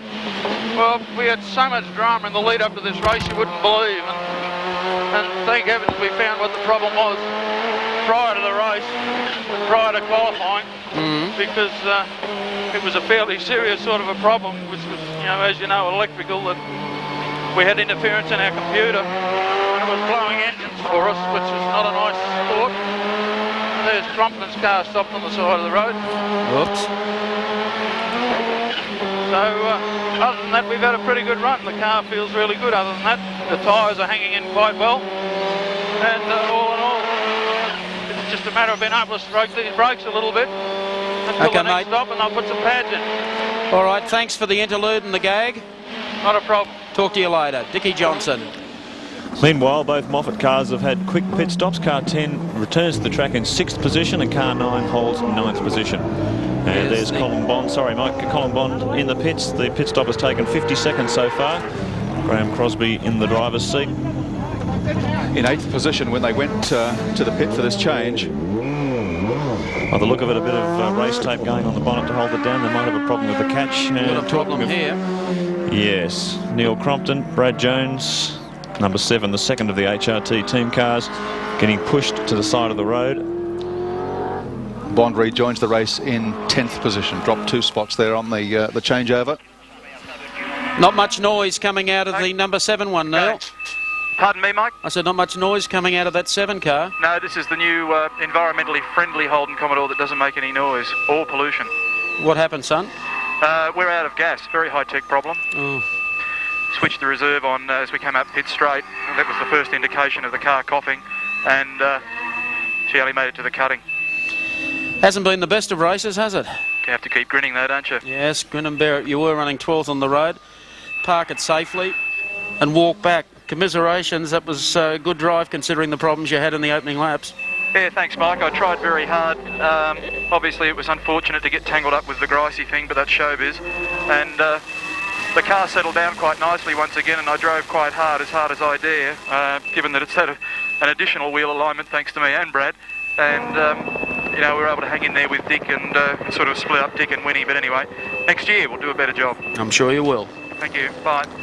Neil Crompton, for all of the clever comments, you can tell by the tone of the voice, bitter disappointment. Well, as you said earlier in the telecast, Neil takes his motor racing very seriously, and that would be a great disappointment for the kid. And for Brad Jones. It was good to see 2 youngsters being given a go. 104 laps down out of 162 in the great race. There's Brad, and the disappointment's written on his face as well. Time to put the helmet away. Brad at least gets a chance next weekend to bolt himself back into a race car and dominate a car. Well, I wouldn't say dominate a category, but make it interesting in the first round of the Oscar Summer Nationals at Calder Park Thunderdome next Sunday. Well, it's not all bad news in the HRT camp. The Percy Grice car is still running in 4th position and still running quite strongly, I'm told, so there's still hope.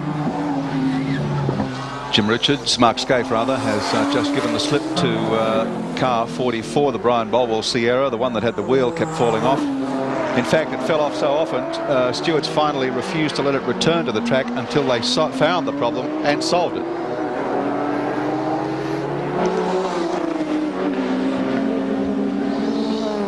Brad Jones we just saw in the Holden team pit. I think we might try a little communications trickery. Brad, you've got a headset on there?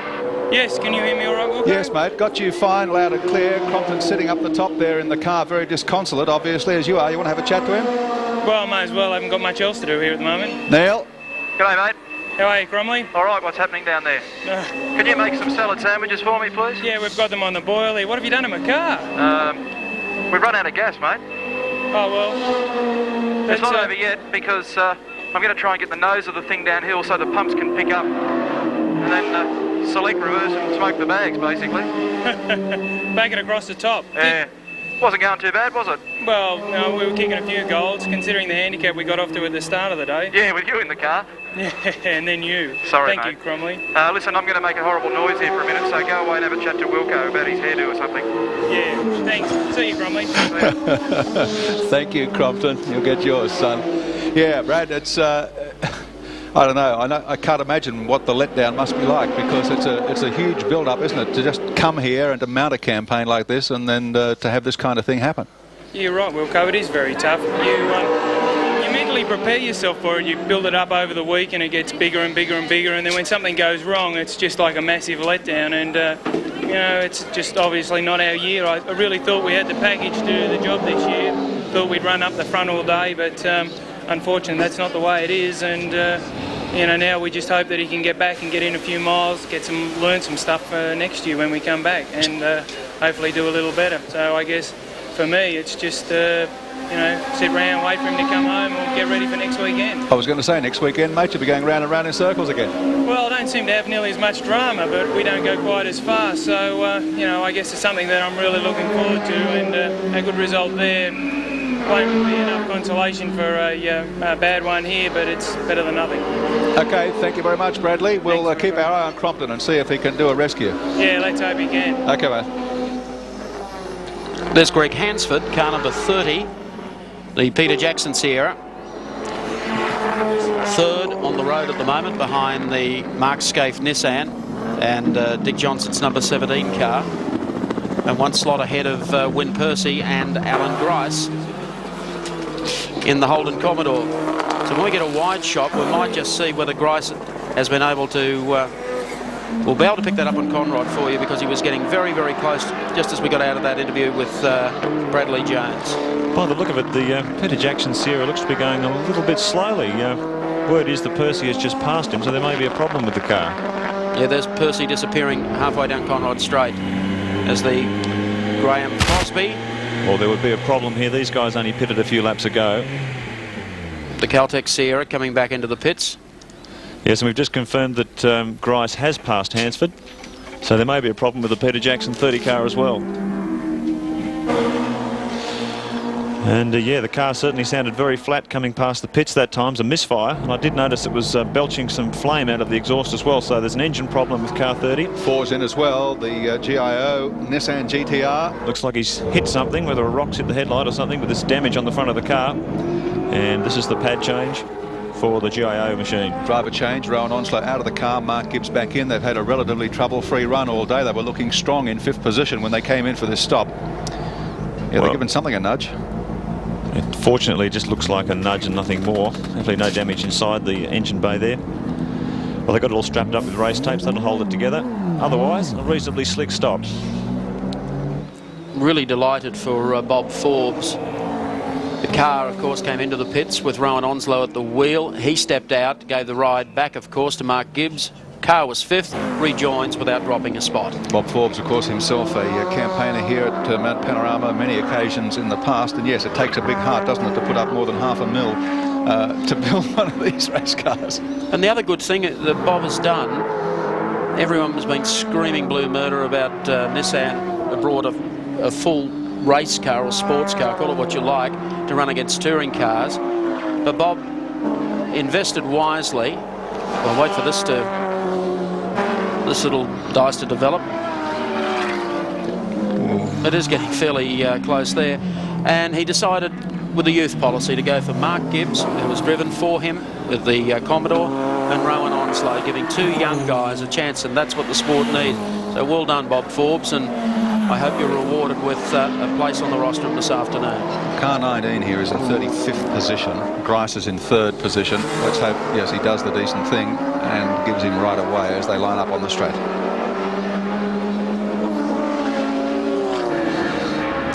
There's Gricey, 49 years of age. Doesn't everyone live in Queensland? Yep. Career highlights: Australian Sports Sedan Champ 78-79 on the Amscar Touring Car Series in 82, and of course the Tooheys 1000 in 86 and 90, a dual winner. Then backed up to win the James Hardy 12-hour race here at Easter. Did very, very well, so he's had 3 major endurance wins here at Mount Panorama. I'll tell you what, if you could get up to win today, you'd have 3 wins at Bathurst within 12 months. Yep. Last year's victory, then of course victory in the James Hardy 12-hour production car race, and if you can do it again today, that'll be an extraordinary feat. Looking a little bit worse for wear, a little bit battle-scarred, the lead 16 HRT Commodore. This is the car that carries the hopes for the factory team. And Grice still on the job. Let's have a look at them. On lap 107, Richards and Scaife still lead. Johnson and Bow hunting them down, though, 1 lap behind. Percy and Grice in 3rd. Seaton and Hansford in 4th with an obvious engine problem. In 5th, Gibbs and Onslow in the GIO Nissan. Brancatelli and O'Brien in the Moffat car. In 7th, Longhurst and Jones still hanging in there in the BMW. Millen and Bradman in the 2nd Moffat car in 8th. Fitzgerald and Holm in the 2nd BMW in 9th. And rounding out the 10, Radisich and Shield in the Shell Sierra. And after 107 laps, 11th place held by Bond and Crosby in the Caltech Sierra. Position 12, Waldock and Peters, the Placecape Sierra, having a good run. Jones and Crompton, well, question mark over them in 13th spot. Moore and Delcourt in 14th, car 22, good run. Price and Walden in the Nissan GTR 2 car in 15th place at the present time. 16th spot, car number 15, Smith and Morgan in the Toyota Supra. Grant and Grant, dad and son, running 17th. In 18th, Johnson and Johnson from Atherton. 19th is 21, Jones and Emery in the Commodore. 20th, car number 27, Finnegan leads in the Foodtown Supermarkets Commodore. 21st, 05, Brock and Madecki. 22nd, Full and Morris. Now that's a climb up through the placings. 23 is 24, Donaher. 24th is car 26, Hendrick and Lambden in the Gem Spares Commodore. And 25th is 34. Father and son, the Golsons. 26, Sala and Lusty. 27th, car 52, Cotter and Dorman, the Little BM. 28th, car 77, Forshaw and Vorst. 29, car 71, Searle and Griffiths in the other Corolla. And position 30, Ashby and Reed with some problems in the Commodore. Car 43 is in 31st position, Bolwell and Abrahams, as long as the wheels stay on. Car 32, English and Scott in 32nd position, car 12 rather. Car 73, Holden and Altonen hanging in there still in 33rd spot. 34th position, Wright and Dunford. 35th, Scott and Taylor. 36, Verheyen and Vernon in the Corolla. Then the Bates boys in the Corolla. Running 37, 38. There's Perkins. We can forget them after there because that car is gone. O'Brien and Callaghan are back out after a very, very long stop. Barrow and McIntyre in the Queensland Plastic Sierra continue as long as the wheels hang in there. Position 41, car 35, Parsons Park. Obvious problems early in the race. Position 42, Wilmington and Awadullah. 43, Jansen and Gazzard. 44, Pearson and Stewart. And 45, Sharp and Zeltweger. And just to finish it off, Sala and Stratton only covered 28 laps, and no show, your worship, for Tyndall, Stewart, Conway and Gardner to round out the full field in the Tooheys 1000. We'll be back after this.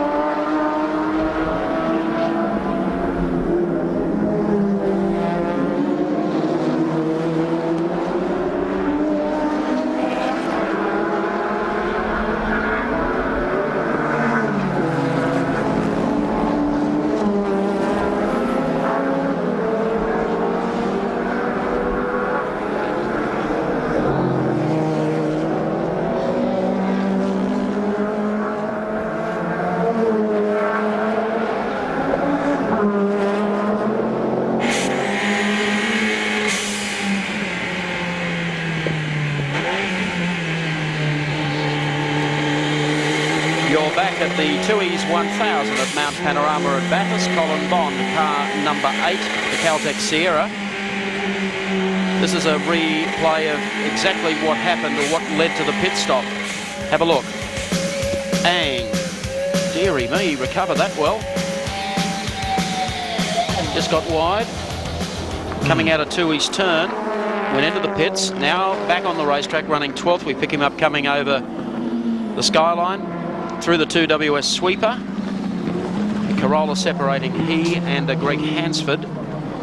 Hansford in the 30 car. 73 is of course the car we've been talking about during the day. The two veterans, Bob Holden and Rano Aaltonen. When you put two past masters and all that experience together into a small car class, you've got to go somewhere. And I'd say they're enjoying reliving the good old days today. Yes, these guys go down in Bathurst history. They ran the little Morris Cooper S's here in 1966 when those little BMC machines dominated the race. 25 years ago that victory was, and they've teamed up again today. Mind you, they're still active on the racing scene. Rano Aaltonen, he's 53 years of age. Works as a senior instructor for BMW Advanced Driving Safety, and also, little lock of the brake, teaches the German police advanced driving as well. Also competed in the Spa 24-hour race, I think, as late as last year, Richard. Yeah, he's actually better known really for his rallying exploits, more so than his racing. But he was quite a rally driver in his day, especially in the Little Minis. He's been a factory driver for a number of different manufacturers over the years, and of course his co-driver Bob Holden is the oldest guy in the race at 58 years of age. So you're never too old. Bob's been here since they tar seal the road. And a lovely bloke too. Little Toyotas, nothing really to compete with them in the baby class. There certainly isn't. They're all Corollas in the baby class, so maybe we can guarantee the Toyota's going to have success in the under 1600cc category today. Well, they are fabulous little cars. Bulletproof's the word, and great car for a privateer. 1600cc engine. This particular model's front-wheel drive, even though there's two other variations out there, the oldest one being, of course, a rear-wheel drive car. And they're a good little thing to have around here. And the Dulman 52 car. Dulman and Cotter. And the BMW M3. This is, of course, the version before the Evolution 2 that the B&H cars are running. Has the smaller 2.3 litre engine, smaller wheels. Not quite as much power or performance, but these guys were looking into the prospect of updating these cars to Evolution 2 versions during the year, and I think the cost worked out to something like $400,000, so they decided against it, not surprisingly. Yeah, the earlier model is about 50 horsepower down on the Evolution model and doesn't have the adjustable wings. Gee, they're doing well though. Position 23 outright, third in the class, so another good effort from these guys. They always put the car together well for Bathurst. The news in that the number 30 Peter Jackson's era, Greg Hansford, dropped to 4th. They're trying to stretch it out to their next pit stop rather than come in early. They have a reoccurrence of the problem they had at Sandown, where they had to come in and change a spark plug that fouled up. It's almost unbelievable. In these high-tech days of motorsport, that can still happen. But as the Cotter and Dulman car running third in its own class, we'll check them out for you in the Caltex race score. Here's the top 10. Jimmy Richards, Mark Scaife in the Nissan GTR, lead over Johnson and John Bauer in the Shell Racing Sierra. Third, Win Percy, Alan Grice, keep an eye on them in the Holden Racing Team Commodore. Fourth, Seaton and Hansford, the Peter Jackson Sierra. And fifth, the Gibbs Onslow GIO Nissan GTR. 6 is car number 10, Brancatelli and Charlie O'Brien in the Synovus Vitamin Sierra. 7th, 25, Tony Longhurst. And of course, Alan Jones in the B&H BMW. 8th is car number 9, Steve Milne and Gary Brabham, the Sonova Sierra. 9th is 20, Peter Fitzgerald, Denny Holman, the Benson and Hedges BMW M3. And 10th, car number 18, Paul Radicic and Terry Sheelan. We'll be back in just a moment.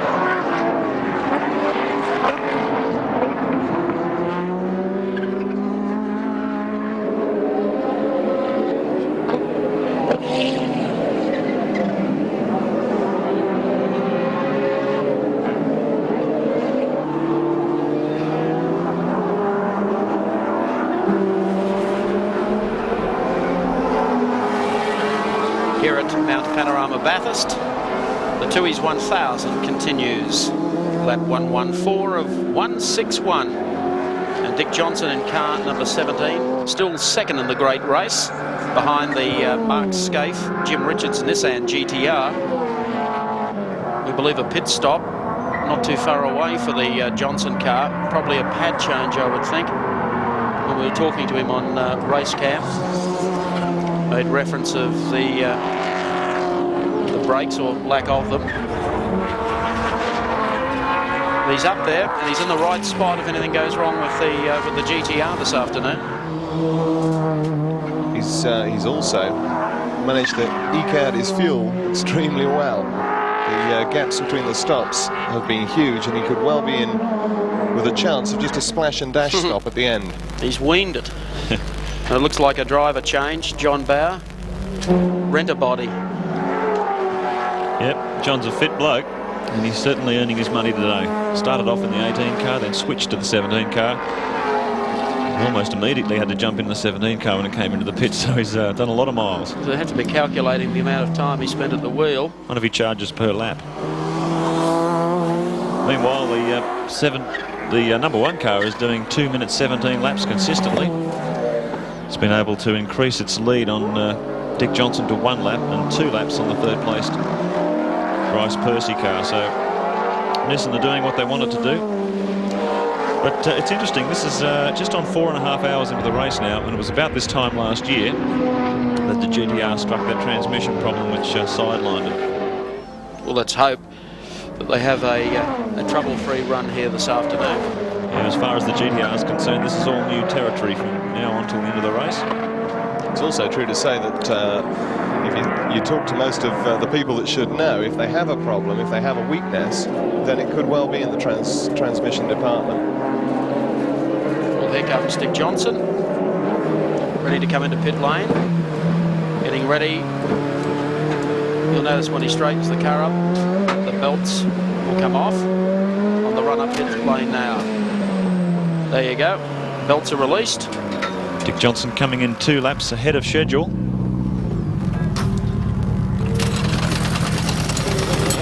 And John Brady's on the scene. Yeah, thanks very much. Dick in, as you say, 2 laps ahead. The reason is that spongy brake pedal he talked about. They've already changed the pads on this car once. Now, they had them on standby if they thought they'd get any help out of changing them again. They've obviously decided not to. The problem's in the hydraulics. They're going to try and run with that, get by on the spongy pedal. It's still working enough. The interesting thing is, as was mentioned about the splash and dash, they've now worked out they will need 1 more stop at the end of this race. It will be a 10-litre stop of petrol. That's all they'll need to stick in the car. It will be a very, very quick one. So if all goes well according to this one, and it looks like doing just that, in fact, it's done very, very well indeed for this change for them. If this spongy brake pedal holds out, they will have 1 very, very quick pit stop left. Thank you, John. Johnson pitted while running second. John Bauer into the car. They rejoined the race in 3rd place.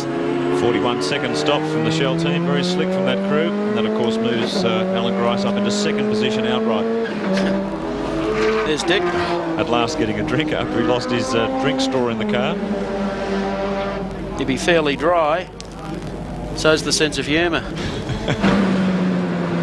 So Johnny Bauer settles in now in the 17 car. Up into Repco Bend.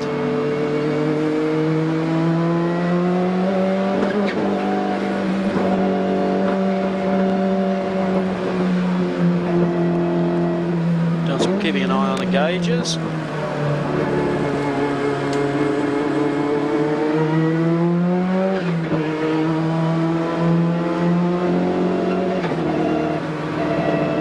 Don't think all's well then. Okay, John Bauer, that's not very quick. He's absolutely just cruising around the top. Let's go down to John Brady, who's with Dick Johnson. Yeah, Dick, spongy brake pedal causing you some trouble? Spongy's not the word. Things, I don't know what's going wrong. The brakes are a little bit mushy, which, you know, you can still press on though. I think the biggest problem is the engine's getting a little bit tired. It seems to be getting a bit fumy inside the cab, so we'll just have to stroke the thing along and see how we go. The word is it's going a little slow around the mountain at the moment. Is that part of just nursing it along? That's just part and parcel of trying to get the thing home. you're hanging in there at the moment. Can you keep it going well enough to stay in touch with, you know, hoping something goes wrong with that blue thing down the bottom? Well, the Nissan certainly bolted, but the others are well and truly in touch, so it looks like it'll be a good race to the end. You can have a few fingers crossed. I hope so. Thanks, bud. Thank you, Dick. Thank you, John Brady. Car number 77. Coming up the mountain.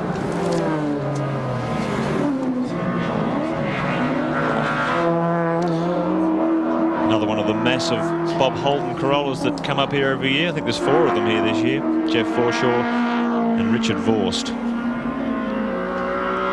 And all the Bob Holden cars seem to be running pretty reliably today. With the big cars still in the limelight, it's hard to keep your eyes on them, but you always see the Corollas flashing past at regular intervals. And this is a good run from these guys. Well, it must be running reasonably quick on the side, as you see. It comes across here, it's lost its numbers on one side. They've almost jumped off. So it continues. The battle is well and truly alive in the baby car class, but you can really see the speed difference. It's a difficult job for these guys, especially on this part of the circuit. Not only do they have to look where they're going, they have to keep one eye in the mirror all the time for the quicker cars. Oof. Lee Nissan just gobbles him up there. John Hewson, who joined us a little earlier today, having a chat with Dick. They're old mates. And Dick, I think, would be just a touch worried about the drop in speed from the number 17 car with Johnny Bow taking over. Oh no, the pace is up again now. Yes, it looked like John was just taking it easy to settle himself in on that first lap. But by the looks of it, up to race speed, the engine sounds sweet. It certainly didn't sound nice on that first lap around. I was a bit concerned. But back up to race speed and back in the hunt.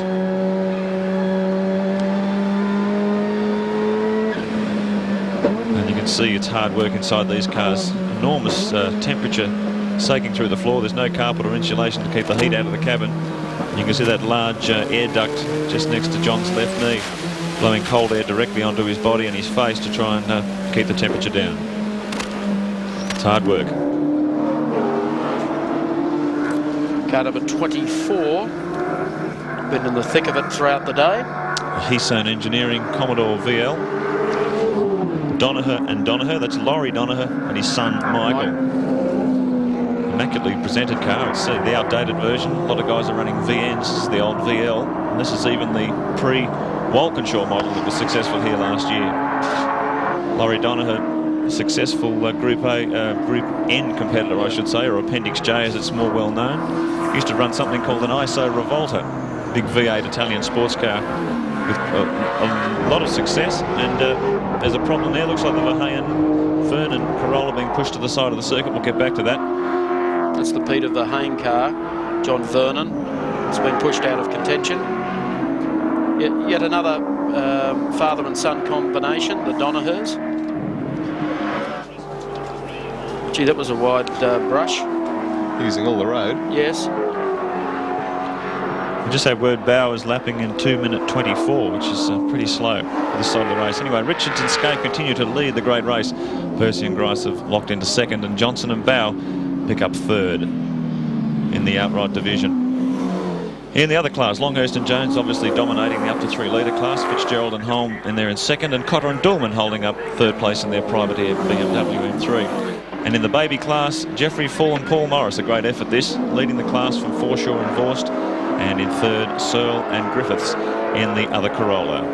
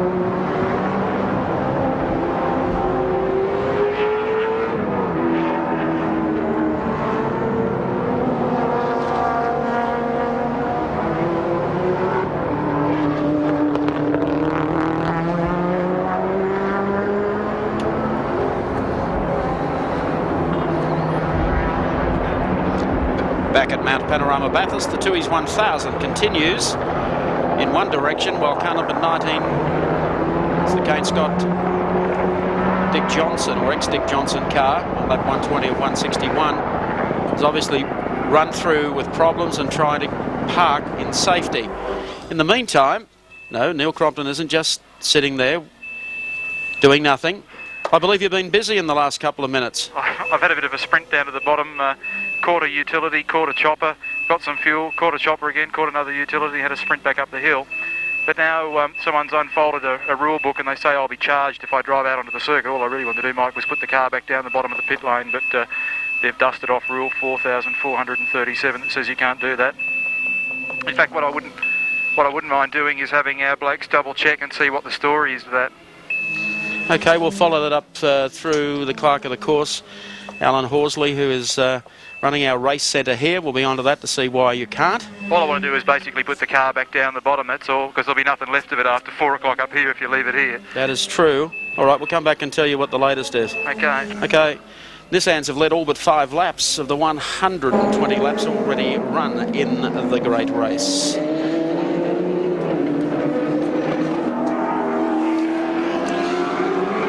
Bob Jones and Mike Emery circulating in their Commodore.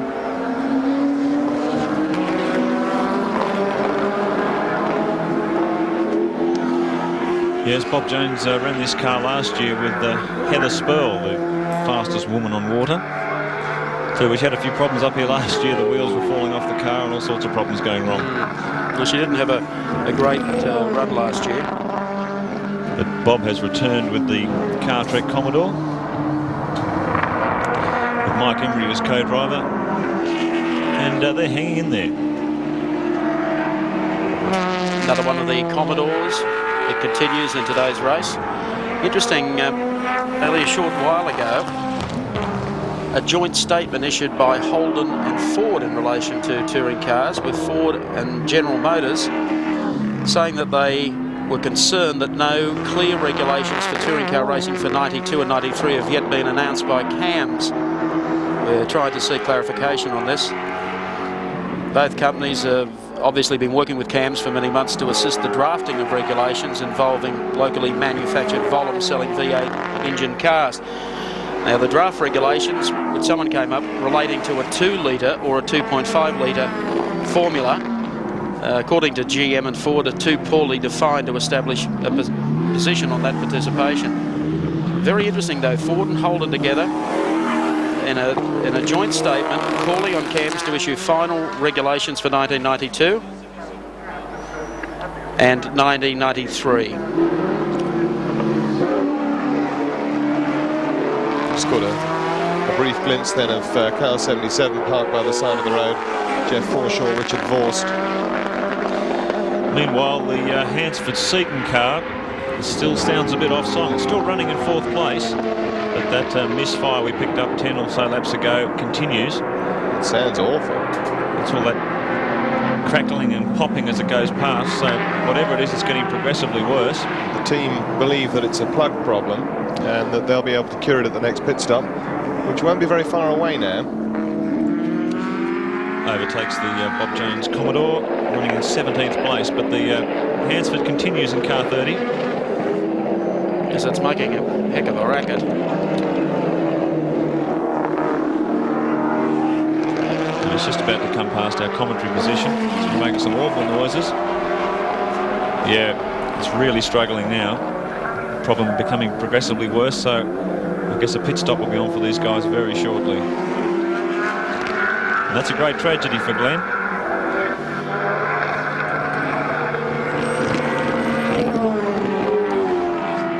He's run very strongly all year. When we came up here last year, with a very strong effort, and he had a problem which he's never had in the Sierra, the clutch problem.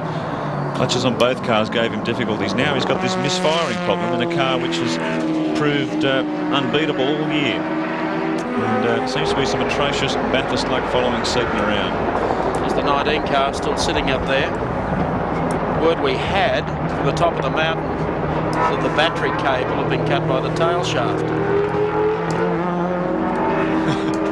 That's the best weirdo that we've heard for the day. But anyway, I mean, That is the word that came through from the top of the mountain, the point up there. Well, one Sierra in problems there, just passed by another one. It's Hansford now. Comes across the top. You can see the way the thing's popping flames out of the exhaust on trailing throttle, which is not the normal thing you'll see on a Sierra. And the engine certainly sounds sick. And he'd be due into the pits within the next couple of laps. Well, Glenn Seaton is ready and waiting at pit lane, so the pit stop is very close indeed. Still running in 4th position, but a pit stop due very shortly. So Greg Hansford down. We'll check them out on the Caltex race score. Richard Scaife continued to lead over the Percy Grice Holden Racing Team Commodore. Johnson and Bow run in 3rd. Seaton Hansford bubbling along there in 4th. Gibson Onslow and the GIO Nissan up to 5th. Brancatelli and O'Brien are in 6th spot. 7th Longhurst and Jones in the BMW M3. 8th is car number 9, the second of the Moffat Sonova Sierras, Millen and Brabham. 9th is 18 Radisich and Shield. And rounding out the 10, car number 20, Peter Fitzgerald and Denny Hulme.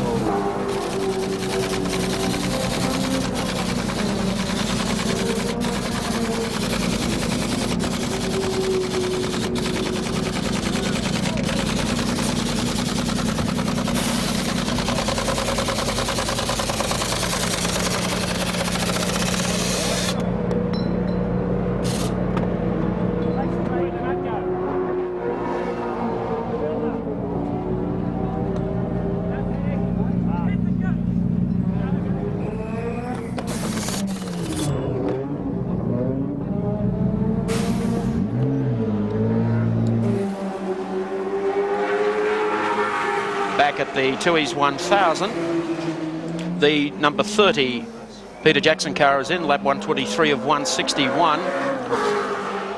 Glenn Seaton stepping into the car.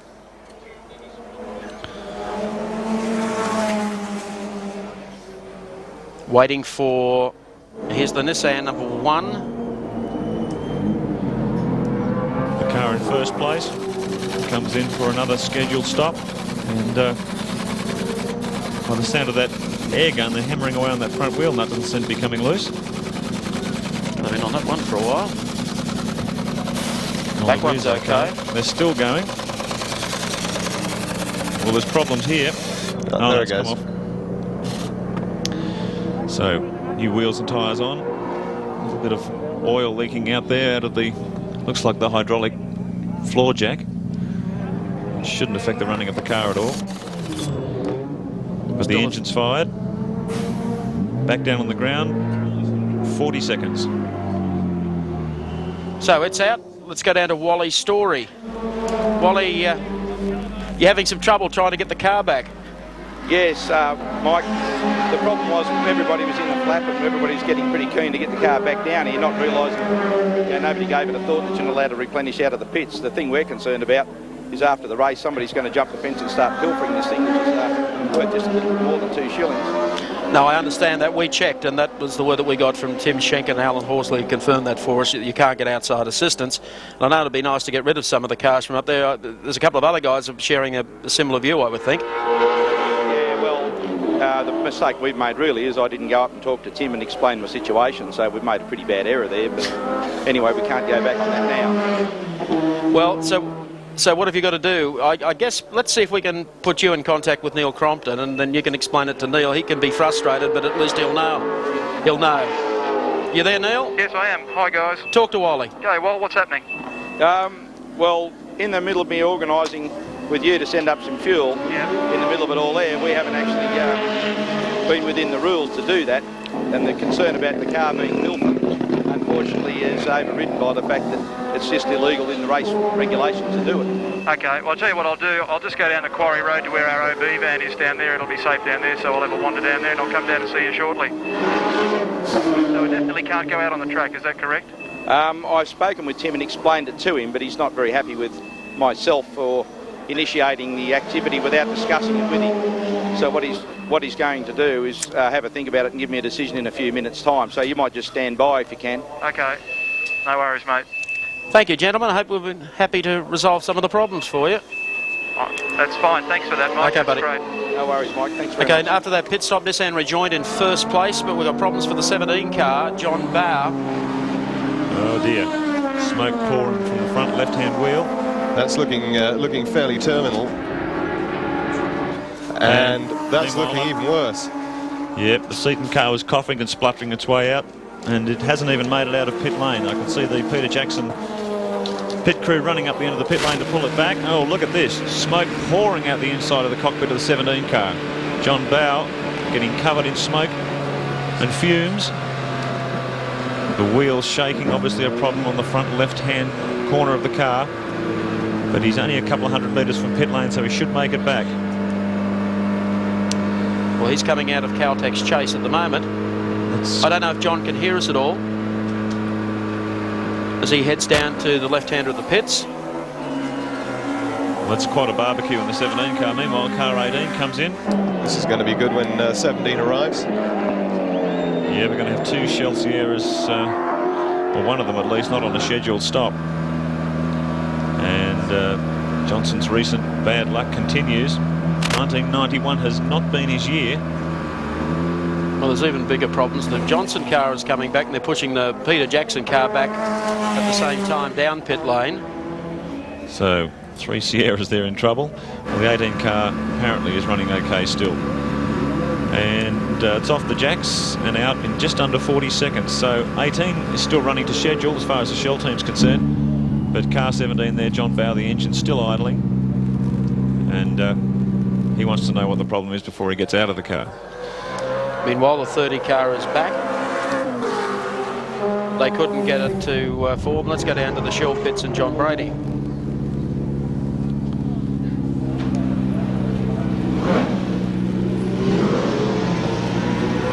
Yeah, we've Neil Lowe is still trying to find out from John Bow just what the worry is at the moment.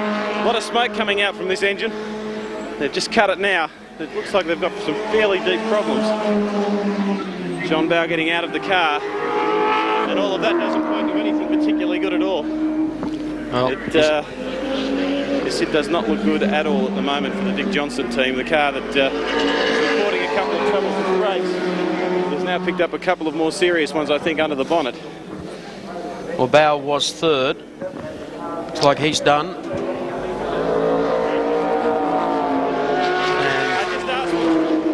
So I just asked what the problem was, Neil Lowe, the manager, and he's just shrugged his shoulders. The one thing that is certain is it's a very serious one, and it looks like that could easily be the end of it, I think. I'd say it is. At least as far as winning the race is concerned.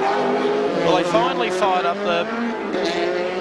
the Glenn Seaton car. Well, actually, the car sounds quite sweet as it heads up Yeah. pit lane, so perhaps they have cured that misfire problem.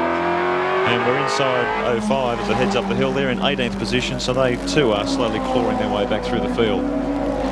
Glenn Seaton in the car. Now he'll rejoin in 11th spot on the racetrack.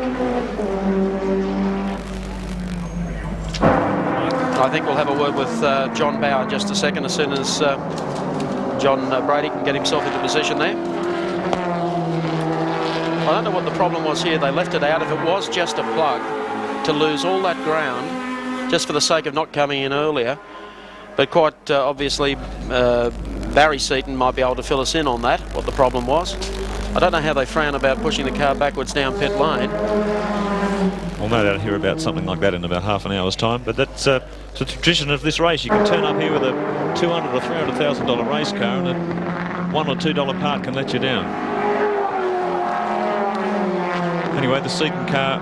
I think he might have its misfire back again, actually. I was just about to say that, Richard. It certainly sounds like it, doesn't it? Time for a chat with the two Johns. Let's go down to Mr. Brady first. Yes, thanks, Mike. The other one, the JB's the man of the moment. John, what's happened? It doesn't look good. Well, I was on sort of 3.5 cylinders when I went out of the pits, and then it came good, so I turned the boost down as low as it'd go, and then it started to smoke, so it's obviously sprung an oil leak somewhere. It's run out of oil.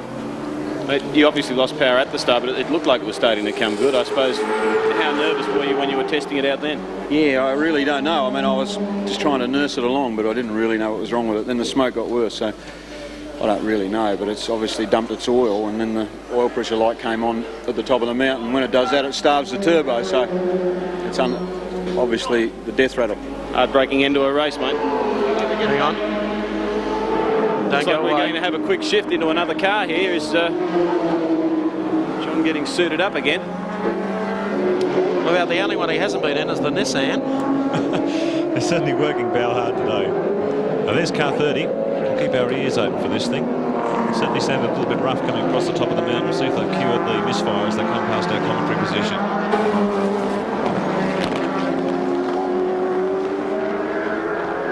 Well, there's one burbling amongst the fleet. There's Greg Hansford.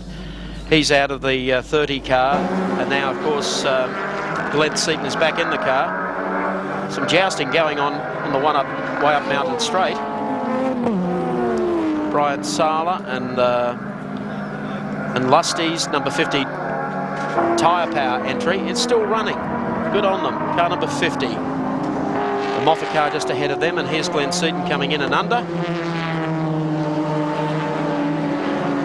Takes Sala, and he's in pursuit of the Moffat car. Synovus Vitamins car just ahead on the exit to BP Cutting. No penalty for Seaton. In the meantime, Nissan number 2 was worked up to 13th place after their problem. Now Bauer, after a pit stop, steps into the 18 car. Is it? As soon as we get a shot of the car, no, it's still the 17 car. They tried to fire it again. Information we had that he was changing cars. I thought they'd run out of cars by now. Well, it looks like whatever problem was belching out all that smoke, it's been a quick fix. No? There's no, quick fix. The 18 car lost 4.5 minutes earlier on in the race with a turbo attenuator problem, or actuator problem, sorry. So, more drama upon drama. In the Tui's 1000 of 1991, Richardson Scaife doing everything right at this moment, still in number 1 position. Percy and Grice, the only other car on the lead lap. Gibbs and Onslow in 3rd, Brancatelli and O'Brien, the first of the Moffat Sierras, in 4th. Longhurst and Jones holding down 5th position. In 6th, Millen and Bradman, the 2nd Moffat Sierra. In 7th, Fitzgerald and Holm and the other B&H BMW. Radicic and Shield in 8th, Seaton and Hansford in 9th, and Waldock and Peters, surprise, surprise, in 10th place.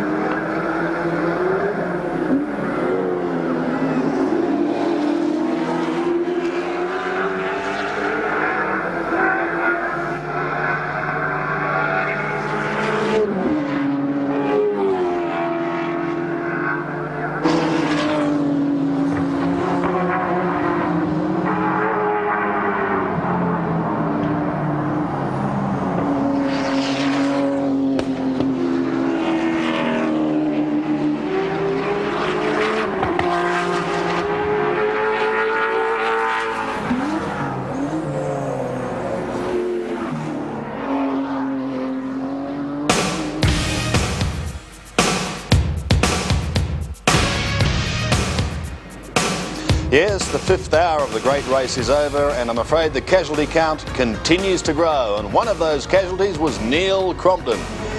He certainly had his share of dramas today, and this one was the one to end them all. Out of fuel in the cutting, and his race was at an end. He wasn't, of course, the only one with problems, however. The GIO Nissan in the pits, and damage to the front left of the car, but they soon had it right and were back out on the track once again, battling hard to stay in the race. The Bond Crosby machine almost came to an end there, but they survived. Dick Johnson is trying desperately to survive, makes a driver change with Johnny Bow, and the talk is of brake problems, a mushy pedal, if you don't mind.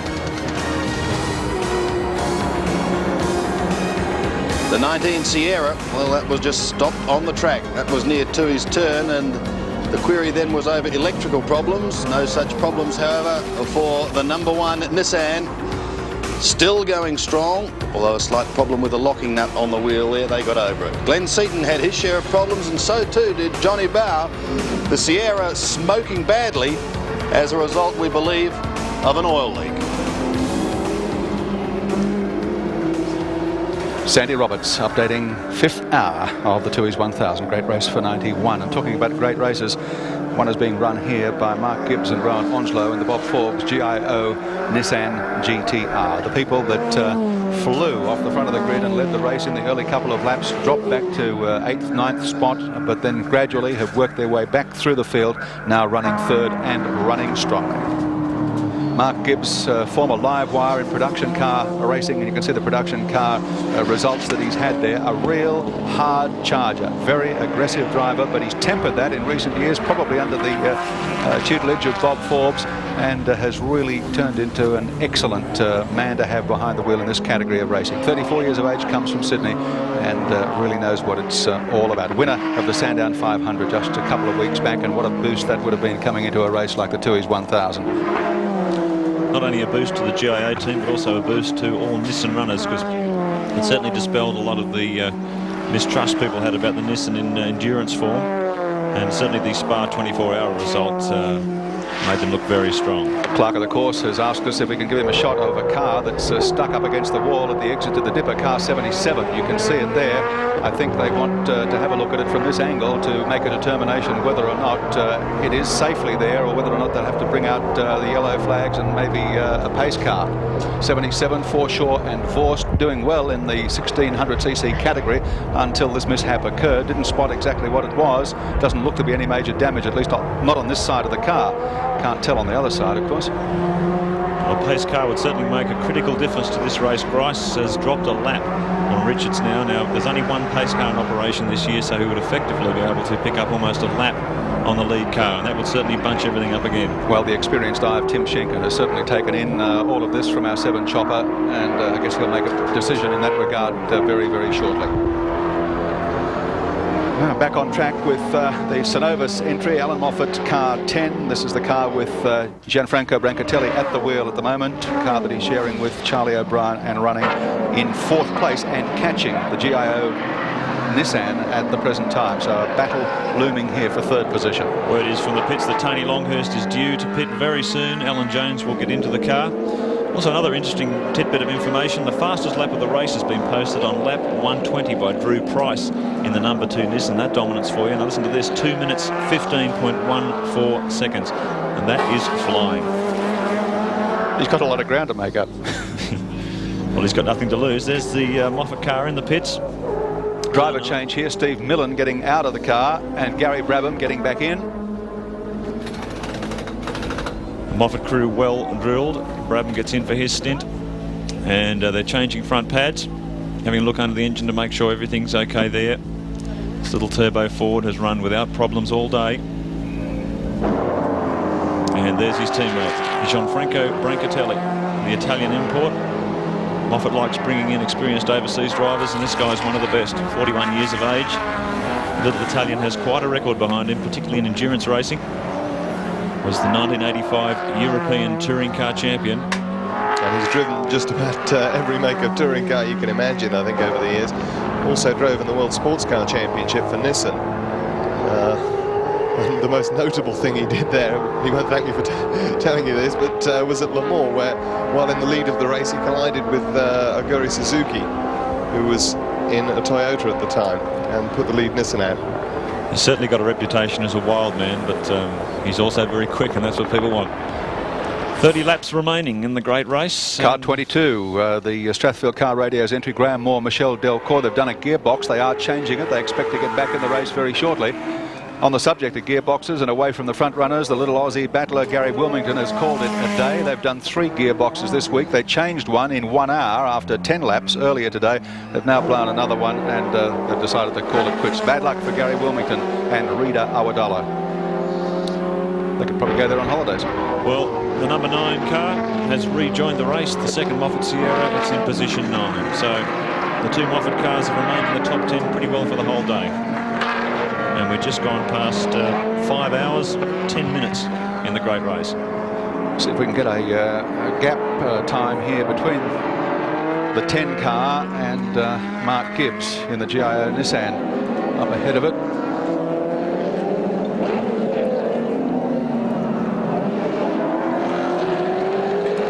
The other thing, heading up Mountain Straight towards BP, I saw that.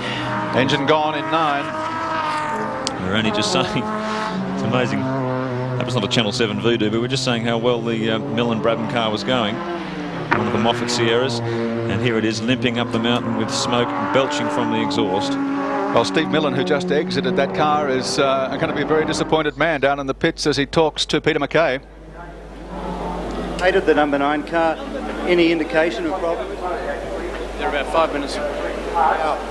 Coming down the Conrad Straight the last time before I came in the pits, it just got really soft and I could smell some oil and so on, which is an indication that the turbochargers failed.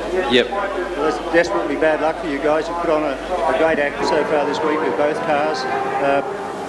First time at Bathurst. Yeah. What are your reflections on the race? It's a fantastic event. I'm really impressed with the facility and the professionalism, the organisation of the place, and the preparation of the cars. Alan Moffat's given us a really good car, but it's just really great to be here. It's a race I've always wanted to do, and I hope I can come back. Okay, mate. Bad luck. Thank you. Thank you, Peter. And they try and limp the car down. Talking of limping, here's Crompton. He's got the number 7 car back on the track. Well, he's been given permission to head back to the pits. Is that right, Neil? He's trying not to cause any interference by staying on the grass. Let all the fast cars pass him. Well, I guess you got the official permission. You can now park it, Neil. Got some feedback there as well. But yes, that's the case. After a lengthy deliberation, they've allowed Neil to drive back to the bottom of the circuit. I don't think Neil can hear us at this stage, and he's certainly busy there waving the cars past and trying to stay off the racing line, which is the right thing to do. And it's been a pretty sad day for Cromley and Brad Jones. They certainly had high hopes for this race, and another sad day for this car, the Synovus Sierra of Alan Moffat. The stablemate, the 10 car with Brancatelli at the wheel, still out on the track in 4th place, only 16 seconds behind the 3rd place getter, the GIO entry with Mark Gibbs.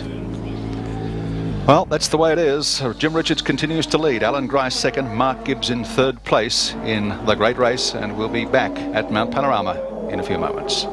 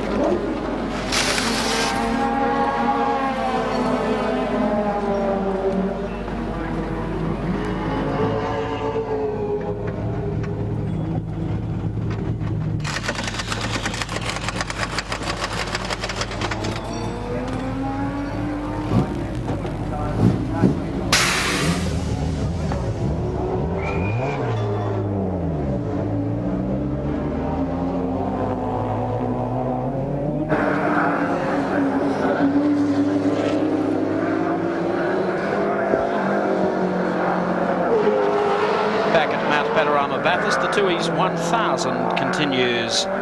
Pit stop there for the number 25 Longhurst car. Pitted while running in 5th spot and has rejoined in the same, so he has not dropped through that pit stop. Quick driver change there, effected with the usual efficiency by the Longhurst crew, and they're coming up on another of the M3s, the Cotter Dulman car, class winners here in fact in this category 2 years ago. Yep. And running very strongly, 3rd in the class this year behind the 2 Longhurst entries. Alan Jones up the hill in the little M3, Evolution 2, and what a fabulous little car it is. 4-cylinder, 2.5 litre twin cam fuel injected, 5-speed gearbox, massive brakes for its size, 10-inch wide tyres, which is the same as Sierra, but it's got a lot less power, 350 brake horsepower for 960 kilos. A dynamic little package, and an excellent power to weight ratio too of 3.3 kilograms per kilowatt. Very hard lugging this car up the hill, as opposed to the big 500 and 600 horsepower cars, but it's quick and consistent, and that was a little bit of bad luck when they got that flat tyre, because up till then they'd been looking very strong. But they're still running in 5th place, and there's still a number of laps to go, so anything can happen. Meanwhile, Kevin Waldock and Brett Peters in car 28 have moved up into the top 10, now running in 9th position. The Queensland Sunshine Holidays entry of Kevin Waldock, Brett Peters, 9th on the road at the moment. And the number 10 Synovus car is in the pits, the Brancatelli Charlie O'Brien car.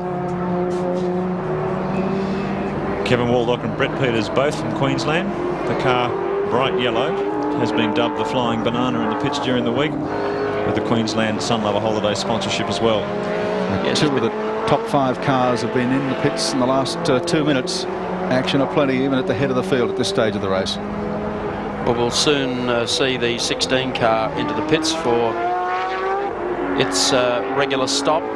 Alan Grice and Wynne Percy.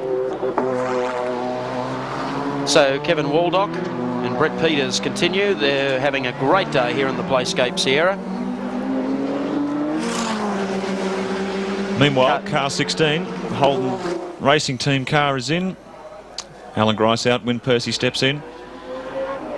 Car number 10, the Synovus car, pitted in 4th place. Quick pit stop, rejoined in 5th. And Tony Longhurst is about to talk to us down in pits. Take it away, John Harvey. It's looking pretty good. A very, very quick stop. And off goes Wynne, the final stop of the race. There was no problems at all, that Mike. 23 seconds. That's a pretty quick pit stop. They've been spot on with their stops today. Percy rejoins, still in 2nd spot. So they haven't dropped a spot. Very, very effective pit stop. It's a very impressive run from these guys. They're keeping the pressure up on the number 1 car.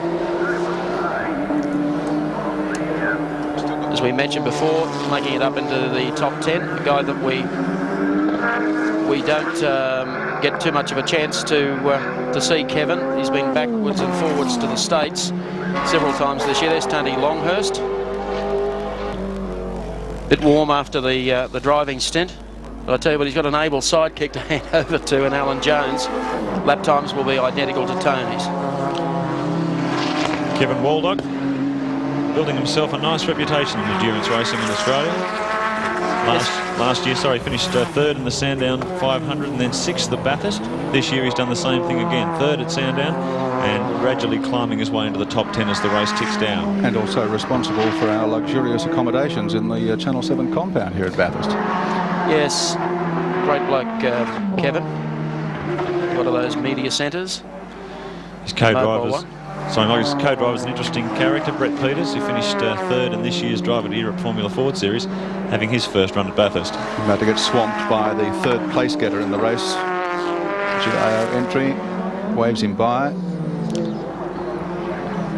It all happens so easily if you're courteous on the road, watching your mirrors.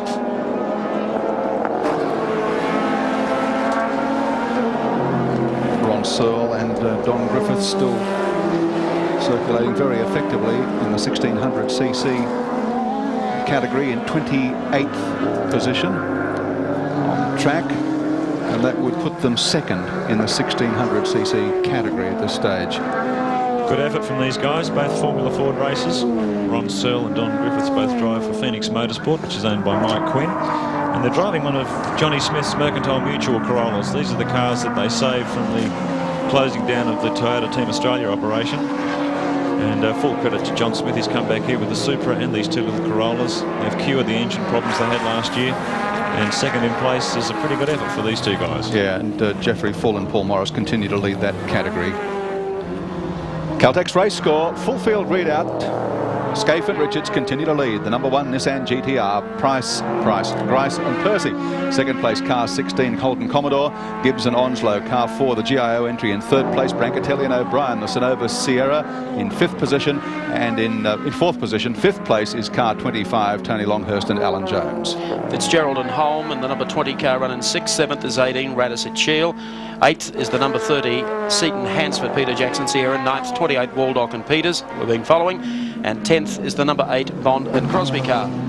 Position 11 outside the top 10, Millen and Bravenwell, that car in all sorts of trouble. Car 12, Price and Walden making their way back through the field. 13, car 6, Grant and Grant, great effort that in 13th position. In 14, 17, Johnson Bow, well that car is in trouble as well. And Brock Medecky slowly making its way back through the field in 15th place. 16th position, car 21, Jones and Imrie. Position 17, Finnegan and Leeds in the Foodtown Commodore. Full and Morris, great effort, 18th outright, first in class in the Speedtech Corolla. Donaher and Donaher, position 19, and position 20, Sala and Lusty, another great effort. 21 is the Johnson & Johnson Racing Commodore. 22nd is Hendrick and Lambden in the Gem Spares Commodore. 23rd, Smith and Morgan in the Supra, followed by Golson and Golson. Then 25th is 52, Cotter and Dillman. Position 22, Ashby and Reed in the Lansvale Smash Repairs Commodore. English and Scott next. Position 27, the Valvoline car. Position 28, 71, Searle and Griffiths, who were just looking at in the Mercantile little Corolla. Position 29, car 22, Moore and Delcourt, with all sorts of problems in that car. And position 30, Bolwell and Abrahams with the wheelless Sierra. After 135 laps in 31st position, Bob Holden and Renard Alton in third in the 1600cc class, followed by another of the Corollas, Wright and Dunford. 33rd position was Jones and Crompton. Sorry, Cromley.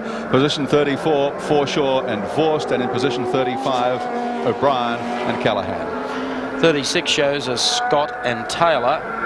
37th, the Barrow McIntyre and the Sierra. Then Verheyen and Vernon. A number of these cars have dropped out, but of course, for instance, the Perkins Mazira car, it had more laps up at the time. It'll drop out shortly. That rounds out the 40. Position 41, Parsons and Park, another car with problems earlier in the day. 42, the Wilmington Awadala car, using up all its gearboxes. Position 43, Jansen and Gazzard, they haven't had a good run today either. 44, Pearson and Stewart in the Product Commodore, and 45, Sharp and Zeltberger in the Kiwi Motorsport BMW M3. And again, we come to the tail enders here. Sala and Stratton only got 28 laps, and they got nowhere. Tyndall and Stewart in their GIO Commodore, nor did Conway and Gardner in the Hamilton Island Corolla.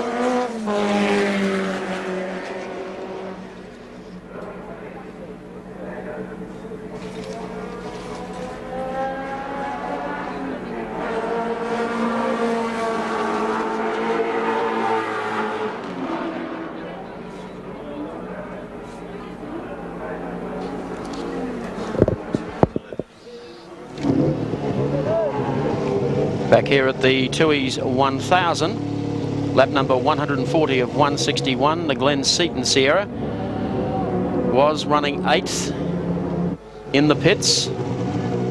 Engine has been off song since Glenn took over the car from Greg Hansford.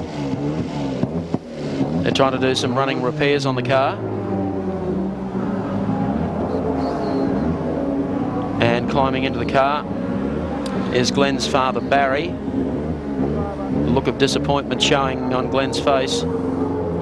Barry Seaton's seen some changes at Bathurst over the years. Won the race back in '65 in an old Cortina, and is quite staggered at the level of professionalism in touring car racing at the moment. And father and son have shared a car before, but not in this manner. John Harvey's on the spot. Doesn't look too good, John. Yeah, no, it doesn't, Gary. As a matter of fact, I think they're unsure what's the matter with it. They've checked all of the leads, all of the electrical connections, and then they've stopped and had a discussion. Now they've turned the engine off, and I think it's obviously going to be a very lengthy stop. Well, the car was running strongly, been up in the top 5 practically all day. And as we speak, Mike, the touring car lap record here has been demolished again just now by Drew Price in the number 2 Nissan GTR with a 2 minutes 14.88. Let's go back to John Harvey. Glenn, any ideas what the problem is with the car? No, as soon as you put the engine under load on throttle, it just starts missing. I don't really know. I'm sorry, bad luck, mate. Yeah, picture without words. Even if you didn't have commentary, you could see what's going on here. The absolute disappointment in Glen Seaton's face. He's put a lot of effort into this race. Certainly had very high hopes. And that lap record, by the way, has gone to Mark Scaife. He is in the number 2 car. They're trying to get it back into the top 10. Let's go across to our pit studio with Sandy Roberts and a disappointed Neil Crompton. Yes, thank you, Gary. Glen Seaton is not the only one disappointed today. As you mentioned, Neil Crompton, and his saga has been pretty well chronicled, I'm sorry to have to say, Neil. Not a good day at the office eventually. No, it's just been one of those days, I guess, Sandy. You have them in motorsport, you have them in all sports, and I guess business as well. And there's no point carrying on like a girl, is there? You just have to keep grinning and bearing it and try and do a better job next time. I guess it was a little frustrating, and we felt we had a very good package. We got off to a pretty tough start, as I think most people know. But part of the process that you go through to try and succeed in this caper is to keep on stepping back up and hit the ball, so I'm going to have to get back up there again. Tell me, and try and be kind to yourself, but what went through your mind when you realised you're out of fuel? It's probably best if I don't mention it. I said be kind. It was quite strange, really, because technically it shouldn't really have happened, and I don't really know why. We've got a very straightforward system in terms of our fuel pumps and reserve pumps, and I double-checked with our senior engine man before I went out the way that the configuration of the pumps should have been, and to switch them exactly as they should have been the minute I pulled out of the pit lane. And I was trying to work out in my mind how many laps I'd done, because I thought at the time the stint was going a fairly long way, and the car gave a cough just underneath the Bridgestone Bridge over the back here, flicked on the reserve, and I knew straight away there was a problem because it didn't recover. It really started to hesitate, and I was trying to figure out ways of sort of bounding across the sand to try and get back into the pit entrance, and of course that's impossible. So I just had to grin and bear it, and it staggered all the way up to the cutting, and there it died. And I think, as you say, it's been pretty well chronicled since then. Actually, Neil, you haven't been the only one that's had problems today. A number of drivers and cars have lost wheels. I mean, is there any particular reason for it? To be truthful, I don't really know. I don't know whether the cars that have lost them have been 5-stud wheel pattern or centre lock. Sometimes you can end up with a mismatched taper on the hub and the wheel, which can work at the nut, and ultimately the wheel will drop off. What tends to be more the problem when you come to Bathurst is we've forgotten how to endurance race. We don't do it very often anymore, and with the Shell Touring Car Championship, all the races are 40, 45 minutes or thereabouts, and you just leap in the car and go as hard as you can. When you come up here, everybody's rusty, from the drivers, the crew and so on. Now, everyone tries to rehearse it, but it's a little bit like Murphy's Law, you know, things can go wrong and do go wrong. That's probably more the likely explanation. Just in closing, can the Nissans be caught? I don't really think so. I haven't really had an opportunity to see what the gap is from Jim and Mark back to the rest. it's a bigger tennis racket. I think I said earlier in the day. It's a great motor car. Freddie Gibson and his team have done an unbelievable job just perfecting the thing, because it's not easy just to go and blaze around. We know the car's good, but you still have to get the best out of it, and you have to make it reliable. It's not over yet by any stretch of the imagination, and don't forget that our boys are lurking there, I think, in second place, so we'll keep our fingers crossed for the Holden fans. But yeah, I think unless something goes wrong, then they're home and hosed. Neil, thanks for your time. Bad luck today, but of course you'll be back again and bigger and better than ever. Hopefully. Look forward to it. Thanks, Let's Sandy. go back to the boys. Thank you, Sandy. Thank you, Cromley. Very good. Bad luck. Seaton rejoined in 11th posse. Now only 20 laps to go in the 1991 Great Race. There's plenty happening, and there's still a lot of racing to go. Might only seem a short way, 20 laps. Let's go down to Peter McKay, who's with Freddie Gibson. Thanks, Mark Raymond. Fred Gibson at the business end of the race now. How are the nerves going? Oh, everything's going fine so far, Peter. It's a long way to go. Mark's in car 2 trying to set on the new lap record, I think, really. He's blazing around there. Car 1 sort of still doing the time he should be doing. Hopefully we'll keep going to the end of the day. A first Japanese win at Mount Panorama must be something to look forward to. Peter, there's about 25 laps to go still, pal, yet, and I don't sort of think it's over yet. Anything can happen in 25 laps. I'll tell you when the checkered flag comes out. But hopefully, yeah, we might get a win. If we do, it's super for the company. The company's been behind motorsport for a long time. It'll be good to give them a win. OK, mate, thank you. Well, if Nissan have come up smiles today, the Tony Longhurst attack seems to have petered out. Alan Jones steps from the 25 car. We'll have an update shortly from our boys in the pits, but they're ready to put this one behind the wall. Jones pitted while in 4th place. The GIO car, the Nissan, also in the pits, was running in 3rd, and it has now fired up and gone down pit lane. Jonesy's been there. John Harvey just moving in to have a chat to him to find out what actually went wrong with the car. Here's the 30 Peter Jackson car. Glenn Seaton has tried to crank one more lap out of it. It won't respond. Gee, this really is surprising form. The two cars that have been so professionally run and reliable throughout the Australian Touring Car Championship have both faltered with mechanical problems. The Bathurst form guide, you can never read it off the Touring Car Championship results, that's for sure. Well, one guy that's been out helping Alan Moffat on the weekend has joined us in the box. Lee Holman. I'm sure anyone into racing has heard of Holman and Moody. Lee was part of the Ford NASCAR crews from the early 60s, and also part of that famous Ford Le Mans effort of 65, 66 and 67, and he comes from a lovely place called Charlotte, North Carolina. Yeah, that's where we're from. This is your first Bathurst race, touring car race. Oh, it's my first trip to Australia. The track obviously impresses you. It really does. It's a very nice facility. It's world class all the way. Been very happy here.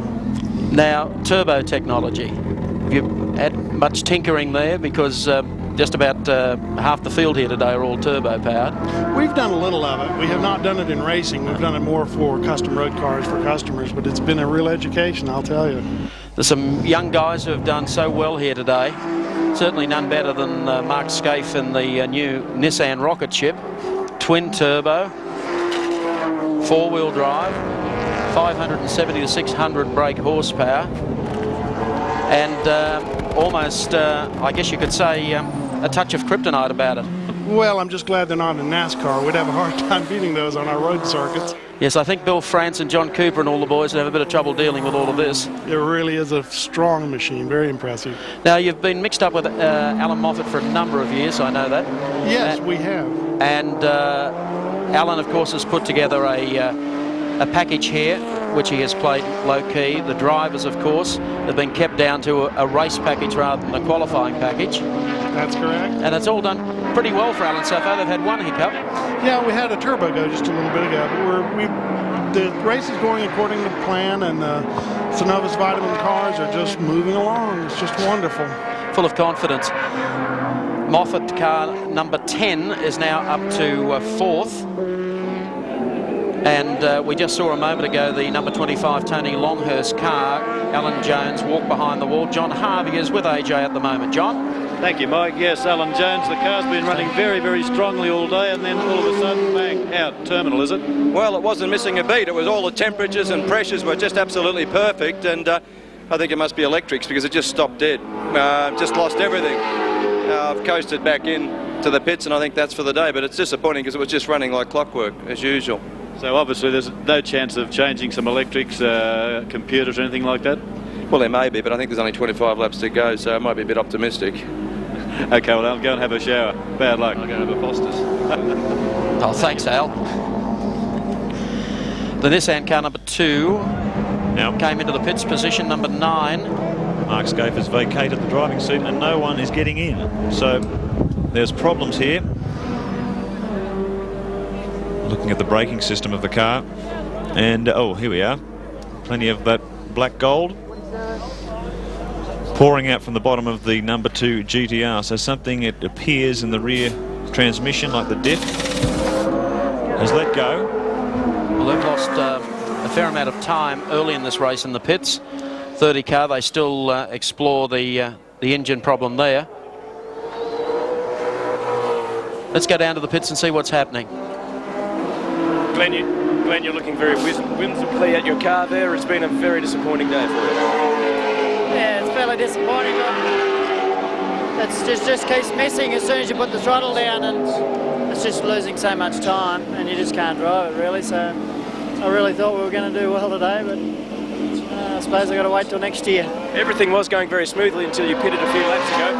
Then you stalled at the end of the straight. You had to be pushed backwards. Have you received any flack about that? No, we're allowed to push the car backwards. It's only as long as you don't reverse the car backwards. So. But like I say, I don't really know what's wrong. It just keeps breaking down all the time. But like I say, we'll just have to come back next year. Tell us what it's like, because obviously the build-up for all the touring car drivers is for Bathurst, and to point your whole year towards this one day and then for the car to fail, it's got to be heartbreaking. It is very, very disappointing. I thought this year we would have done fairly well, because throughout the year we've had very little reliability problems, and we're doing so well today. But little things can always bring you down in a big race like this. That's right, mate. Well, there's always next year. That's right. Thanks very much, guys. Rear end problem, I think. They were very quick in pushing straight behind the wall. No point hanging around. So they're down to one factory Nissan GTR. Word from the pits was that car 2 suffered a drive shaft failure. It's probably not a good indicator to the lead car, because Mark Scaife was absolutely wringing its neck. I think he did a 2:14.88 lap time, which is a new lap record for the race. So he was driving it absolutely 10 tenths. I think you'll find Jimmy will be stroking this thing along at the moment. But it'll be nervous times for Freddie Gibson. He did say 20 laps to go, and they're not home yet by a long shot. Well, there's the number 1 car that dictates the pace. As we check out the Caltex race score, Richards and Scaife leading in the Nissan GTR. Percy and Grice, the defending champions, run in second. Gibson, Onslow and the GIO Nissan GTR run third. Brancatelli and Charlie O'Brien and the Synovus Vitamin Sierra run in fourth. Fifth is Radicic and Shield. Position number 6, Fitzgerald and Denny Holm in the B&H BMW. Kevin Waldock and Brett Peters, great effort that, up to 7th. 8th is Bond and Crosby in the Caltex Sierra. 9th, the number 30 car, it's just dropped out, and that moves now Tim and Alf Grant. One more spot up the pace. There's a lot more to come from Bathurst.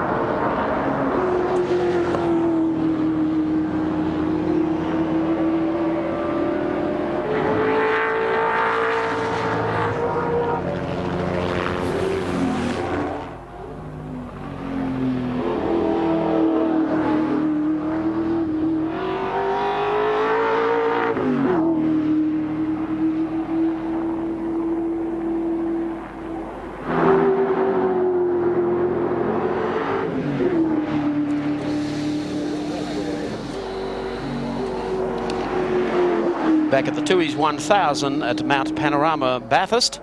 Lap 146 of 161. Car number 26, Darrell Henrik in the Commodore, coming over the top of the mountain beneath the Subaru sign and heading down towards the Dipper. Car has been just a touch off the pace the last few laps. 15 laps to go in the great race of 1991. Well, when you see a low-budget privateer effort like this, 15 laps from home, you cross all fingers that they're going to make it. That's a terrific effort. Jimmy Richards is due in for his routine stop, which will just be for fuel, we're told, and that's happening very soon. Okay, we have a replay here. If you were wondering what happened, well, that's shades of last year, isn't that bad? Like Dave Barrow. These guys clouded that on the wall, hasn't turned, and now the 43 car straight off into the sand trap. Goodness me, these two cars had a heck of a day. Brian Bolwell, who put the package together, has wound up with some rather expensive repair bills. Queensland Plastics entry. Bad luck to Brian as we take our race cam. Sitting on top of Colin Bond's Caltech Sierra, car number 8. Car 8 running in position 8, so Bondi sitting in the top 10 for most of the day. Had a few problems earlier on, but managed to get it together, and the car seemingly running reliably now.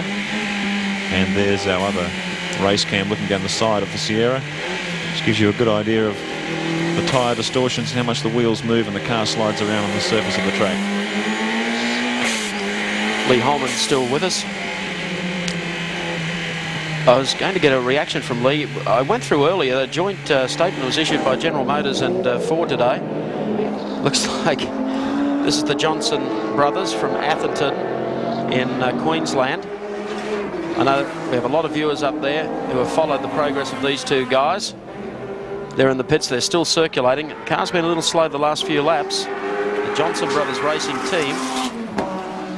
Two farmers from far north Queensland. Able to get it together to run this VL Commodore at Bathurst this year, and this is cruel luck if they've got problems now. And here it is, the final pit stop for the number 1 GTR. Freddie Gibson waves him in, and we have a man on the spot.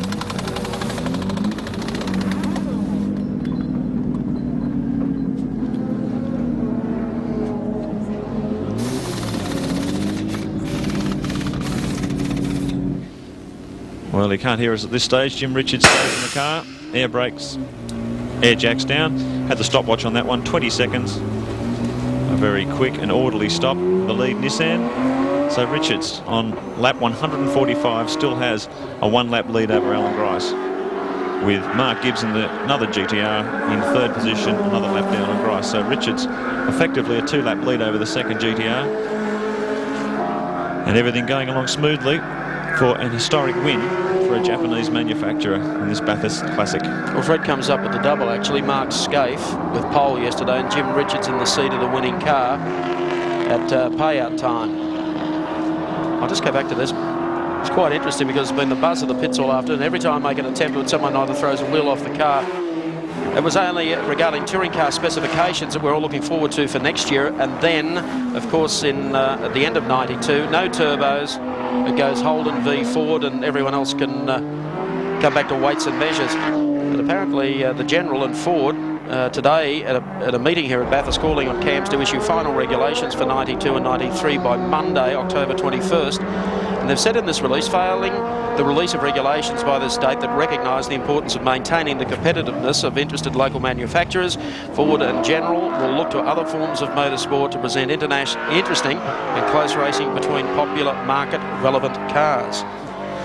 Would you say, Lee, that's turning up the boost? Well, it is turning up the boost, and we're sort of hoping that they turn the boost off. We've been quoting Alan Moffat on some engines that are comparable to our NASCAR engines to try and run in what he hoped would be the circuit next year with the cubic inches and the carburation and something that we understand. Yeah. What type of motor are we talking? We're talking a 302 cubic inch Ford V8. And we've done a lot of work with those. It's a little bit smaller than the NASCAR, but it's run in the NASCAR Junior Circuit, the Grand National Circuit, and we've built a lot of winning engines for that. And And they do run all day. They do run all day, and you don't have to worry about a turbo going either. Now, we lose the turbo era next year, and I believe that when the specifications for next year, the last year of the current Group A cars as we know them, there'll be a penalty on the Nissan anyway, but it's still to be announced. I guess the manufacturers are saying they want some decisions made very, very quickly. In the meantime, we're following the Alan Grice Win Percy Holden Commodore car number 16. Still running second in the great race. Win Percy at the wheel. We'll have a look at the leaders in class in the outright. Richards and Scaife in the Nissan GTR. Percy and Grice run second in the Holden Racing Team Commodore. And of course, in third, car number 4, the Gibbs Onslow GIO Nissan GTR. In the next class down, Peter Fitzgerald and Denny Holm, the B&H BMW, Longhurst and Jones. Well, you forget that. And the Cotter Dulman car now moving up, M3 Motorsport. Looks like they're set for a second here today.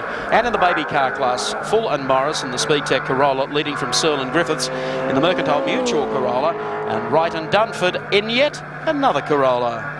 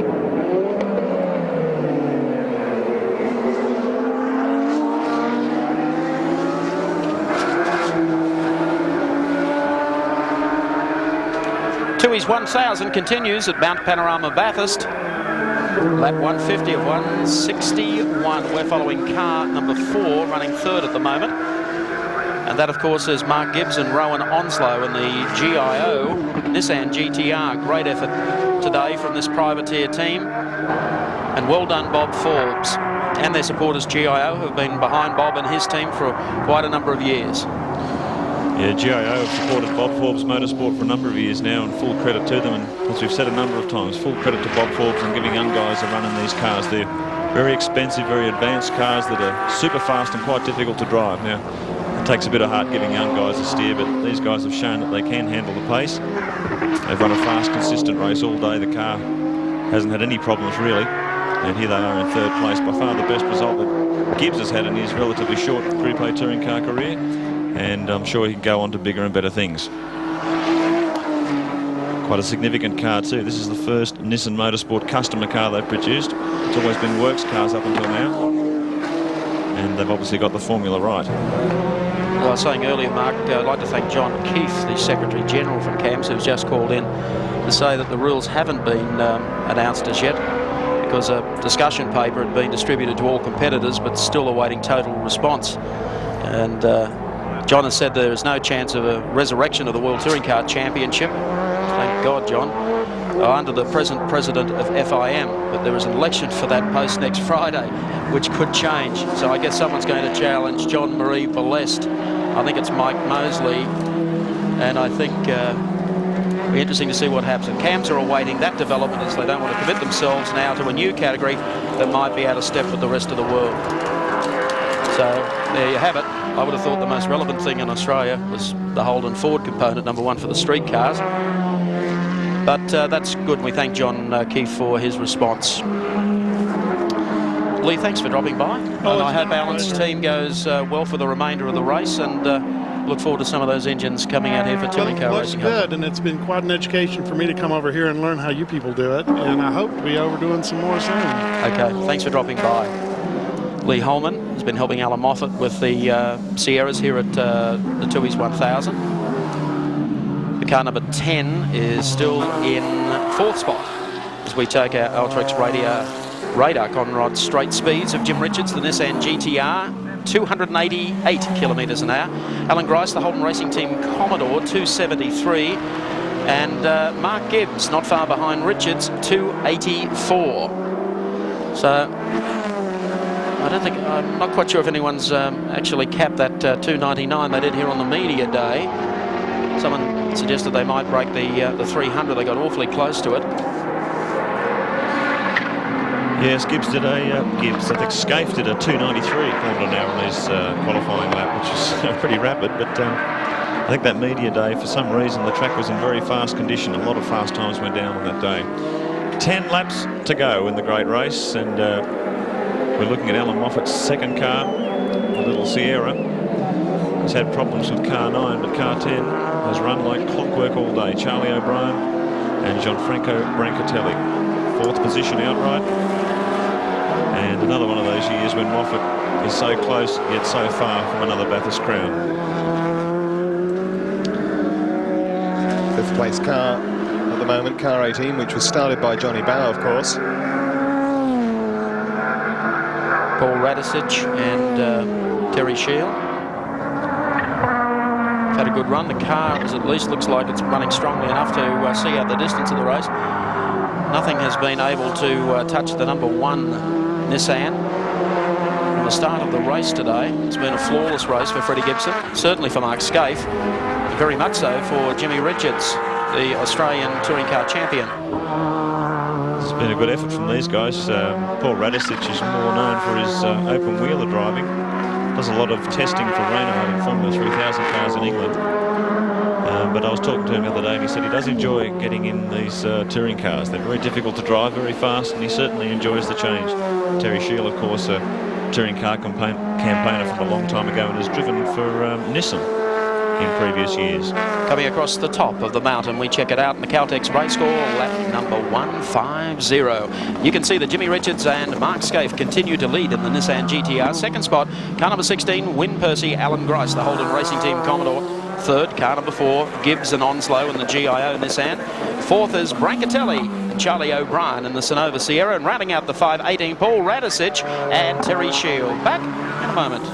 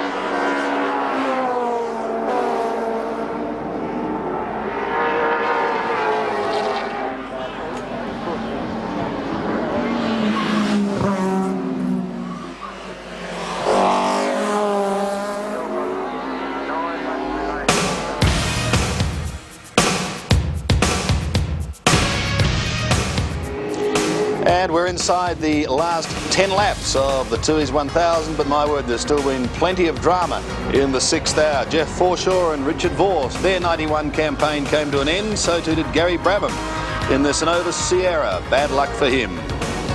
Meantime, Tony Longhurst and Alan Jones at this stage of the race were still looking pretty good. No major problems as they came in for a scheduled pit stop. Likewise with last year's winners, Rice out and Percy in. Glenn Seaton, well, he did have problems. First up, a misfire in the engine, and they worked on it. The casualty list continued to grow. Brian Bolwell after Abrahams, and then it was out of the race for Longhurst and Jones. Bad luck after going so well, but they weren't the only ones with problems. We saw that Glenn Seaton did have a few worries of his own, and like Longhurst and Jones, out went Glenn Seaton for 1991 plug leads, causing a problem, and every picture tells a story there. Bad luck for the young man, but he'll be back next year. In the meantime, of course, the Nissans just kept on going. Well, the fat lady hasn't started singing yet, but one suspects she is warming up. Wasn't all good news for Nissan. Nissan 2 went out, and so too did number 44 of Dave Barrow and Glenn McIntyre. Certainly a very exciting hour, Sandy. Plenty of incidents. Race still has a fair way to go. Things can happen at Bathurst. There's the number 20, Peter Fitzgerald. Denny Holm. We caught that the last lap around. Have a look at this on our Prima Holidays replay. Goodness me. And we're not quite sure what all that was about. It continued on. It was blowing smoke out there for a while. As you can see, it looks fairly crisp and fairly clear at the moment. Just repeating, the order has not changed. Jim Richards, Mark Scaife and the number 1 Nissan GTR continue to lead over Win Percy, Alan Grice in the 16, Holden Commodore. Third place, Mark Gibbs and Rowan Onslow in the GIO GTR. Fourth spot, John Franco Brancatelli and Charlie O'Brien in the Synovus Vitamins car. And in 5th spot, the 18 car, the Shell Sierra of Paul Radicic and Terry Shield. Holman Fitzgerald continue in the one surviving B&H BMW. They're running 6th outright too. Well, one of them's hung together. And this is a good effort from these guys. 7th spot, held by Kevin Waldock and Brett Peters. That's another great effort from them. Peter Fitzgerald in the car at this stage, renowned as the Australian production car king. He's won the title twice and finished runner-up twice as well in the last 4 years. So he really knows how to get those production cars around a circuit and certainly knows how to set them up.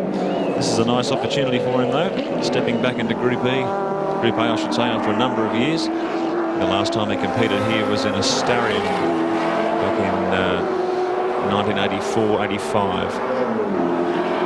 Currently 6th and upholding the honour of the BMW mark very nicely. Certainly hasn't worked out the way they wanted it to. I'm sure they would have liked to be in the top 3. Fantastic little cars though. Lightweight, just 350 horsepower. They are a sensational little package, and particularly in Europe, it's a stronghold for them over there. Doing well in touring car championships right across Europe and certainly in the UK. And they really are giant killing motor cars this year. Tony Longhurst proved that with 2 wins. The only guy to beat the Nissans throughout the whole touring car title, and that in itself is quite an achievement. Yeah, best of the rest, as Frank Gardner said. The only problem that they have really is getting up landing straight, and then again coming down Conrod over the top of the mountain. They're every bit as quick as anything else. 7th on the road in the Queensland Sunshine Holidays. Ford Sierra, Kevin Waldock and Brett Peters. Immaculately prepared car. It certainly is. You could eat your breakfast off the floor of this thing. Beautifully prepared by Ross Stone and a very enthusiastic crew. And they've only got 6 laps to go till the end of this race. Reliable too. Yeah, it's one of those cars, you watch it come up here on Bathurst Wednesday, Thursday, Friday. And other cars are coming in and changing mechanical components and having all sorts of worries. This car just never seems to miss a beat. Well, again, I think they set the car up on the Wednesday, the Thursday and the Friday, not as a hot qualifier, but certainly just to run with their race package. And a lot of cars are around now in the top 10 that set up that way on Wednesday. Yeah, it happens every year. Everyone gets pumped up with the qualifying and the turbo cars times, 600 horsepower, super duper fast lap times, but really when it comes down to it, this hour is when all that work pays off. This is what you come up here for. And these guys who head out for the week with very conservative setups and usually end up down the timesheets 20th down or more will find themselves in the top 10 at this end of the day, and that's what counts. Brett Peters, you've already chronicled, an outstanding Formula 4 driver. And I just believe it's just so refreshing to see so many of these guys this year. Goodness knows one's been bellyaching about it for so long to give younger guys a go, and a lot of the teams have.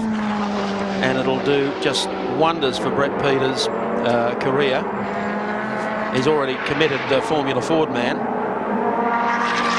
Well, touring cars in Australia are certainly facing a crisis. Most of the top stars who have been around for a long time, they're all 45 plus. And there is going to come a time when these guys are just going to get too old to race racing cars. Now, if they're not bringing on young guys now, they're going to have a real problem in about 5 years' time. So it's great to see guys like Waldock, who has a bit of money to throw around, giving younger guys a go. Because if it's blokes like Waldock, you wouldn't have young guys driving these cars, and that would be a tragedy. Absolutely. So well done to this team, Queensland Sun Lover Holidays, Kevin Waldock, and of course Brett Peters. Well, Johnny Brady is down in the pits. He's only one of 4 guys. I've been bringing you all the info all day, and Mark Scaife is standing next to him. Yeah, you talk about young blokes who've had a good day. Mark Scaife, it must be one of the most nervous set of 7 laps you're going to sit through now. Yeah, for sure. I think it's probably the most nervous 6 or 7 laps anybody could ever have. You know, I'm sure it's probably more nervous for Richo. He's starting to hear noises and all those things. But he's done a fantastic job, and I hope we win it for him. You've both done a fantastic job with it. Going into today, it must have been frightening, the pressure on you, because everybody knew you were so fast. Everyone's expecting you to go out and do what you've done so far. But knowing that all that pressure was on you must have been hard to live up to. Yeah, there was lots of pressure, but you know, the team's done a fantastic job this year. Not just today, they've done a good job all year, and you know, the preparation of the cars has been fantastic. Have you pushed the car yet in this race? We haven't really driven that car as hard as I just drove the car too, but you know, that car you know, has been faultless all day. We both, every time I got out of the car and I've said to Jimmy, "What's the car like?" He said, "Oh, it's fantastic. Drive it again, Scaife." So it's been really good. I'll keep your fingers crossed, your toes crossed, and I hope it goes well for you. Absolutely. Thank you. Thank you, JB, and thank you, Mark Scaife. Well done. Pole position for the race and winning co-driver with this man. Jimmy Richards over the 2WS sweeper, heading down towards the dipper. We check it out on the Caltex race score, lap 156. Richards and Scaife continue to lead. Percy and Grice, defending champions, run second, 2 laps in arrears. Gibbs Onslow run back in third. Brancatelli and O'Brien are in 4th place, and Radicic and Shield in 5th. 6th is Fitzgerald and Holm in the BMW. 7th, Waldock and Peters in the Sierra. 8th is Colin Bond, car number 8 with Graham Crosby. 9th is 6. Father and son, Tim and Alf Grant in the Sizzler Nissan. And rounding out the 10.05, Peter Brock and Andrew Madecki will be back at the Mount in a jiff.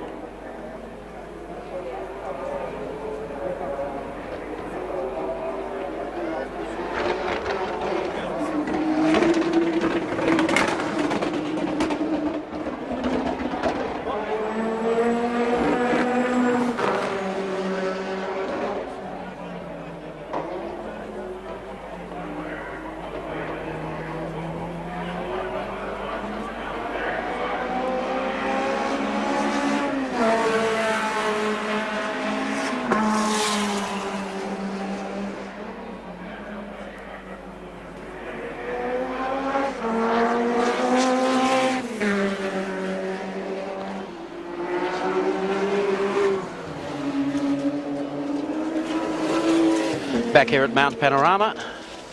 And there's yet another drama unfolding on lap 158 of 161. Car number 18, the Paul Radisich Terry Shield car, comes to a stop on the entrance to pit row and is pushed to the Dick Johnson pits. 18 was 5th,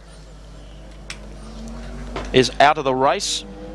Now the GIO car, the GTR, we'll have a listen to this because the last couple of laps our people around the circuit have been monitoring it. Yep, it's coughing and spluttering. So let's just have a listen. Won't require any commentary, and we'll just see whether he has, what sort of problems he has.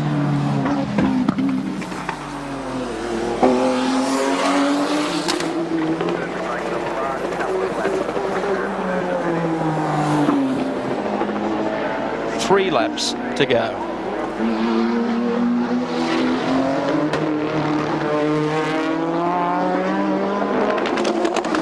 Yeah. When he gets the car into full power, it starts misbehaving. Sounds very much like Seaton's car was a few laps before. Oh dear. Snap, crackle and pop. He's only got 3 laps to go. He might be able to make it. And he's got just over a minute on the car in 4th place.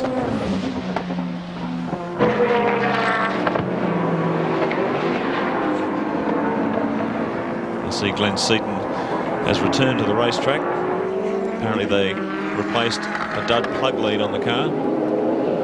If that's all it was, it's cruel luck for Cito. It's time. Cross the straight.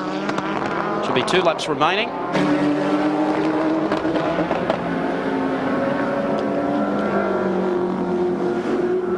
I hope for the sake of Bob Forbes and young Mark Gibbs and Rowan Onslow that they can get it home because they deserve a spot here. There's Bobby Forbes himself. Yep. Man who was quite a successful touring car driver in his day. Came 2nd here in 1974 with Wayne Negus. This will be a terrible time for Bob Forbes.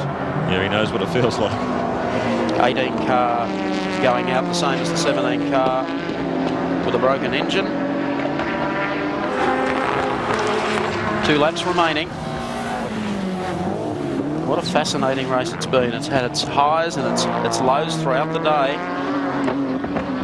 Can't take one thing away from Freddie Gibson, Jimmy Richards and Mark Scaife, nor from this team. And we're riding with the winner, potential winner, Jimmy Richards. No misfires in this car. Heading up Repco, the run up Mountain Straight again.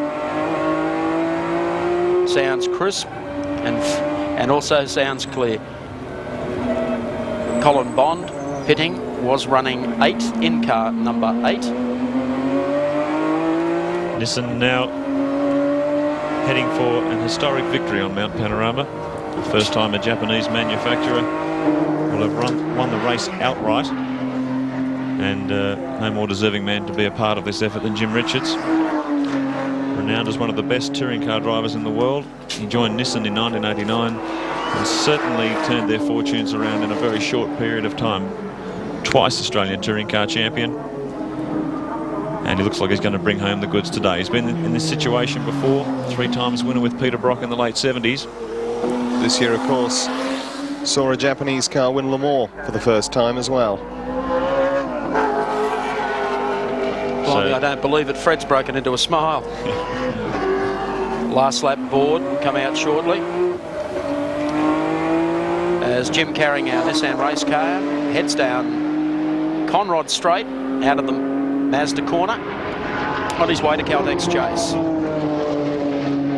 The GIO car lost 18 seconds on the previous lap to the Moffat car, car 10. It's running in 4th, and the gap now down to 54 seconds. Not enough laps to do it in.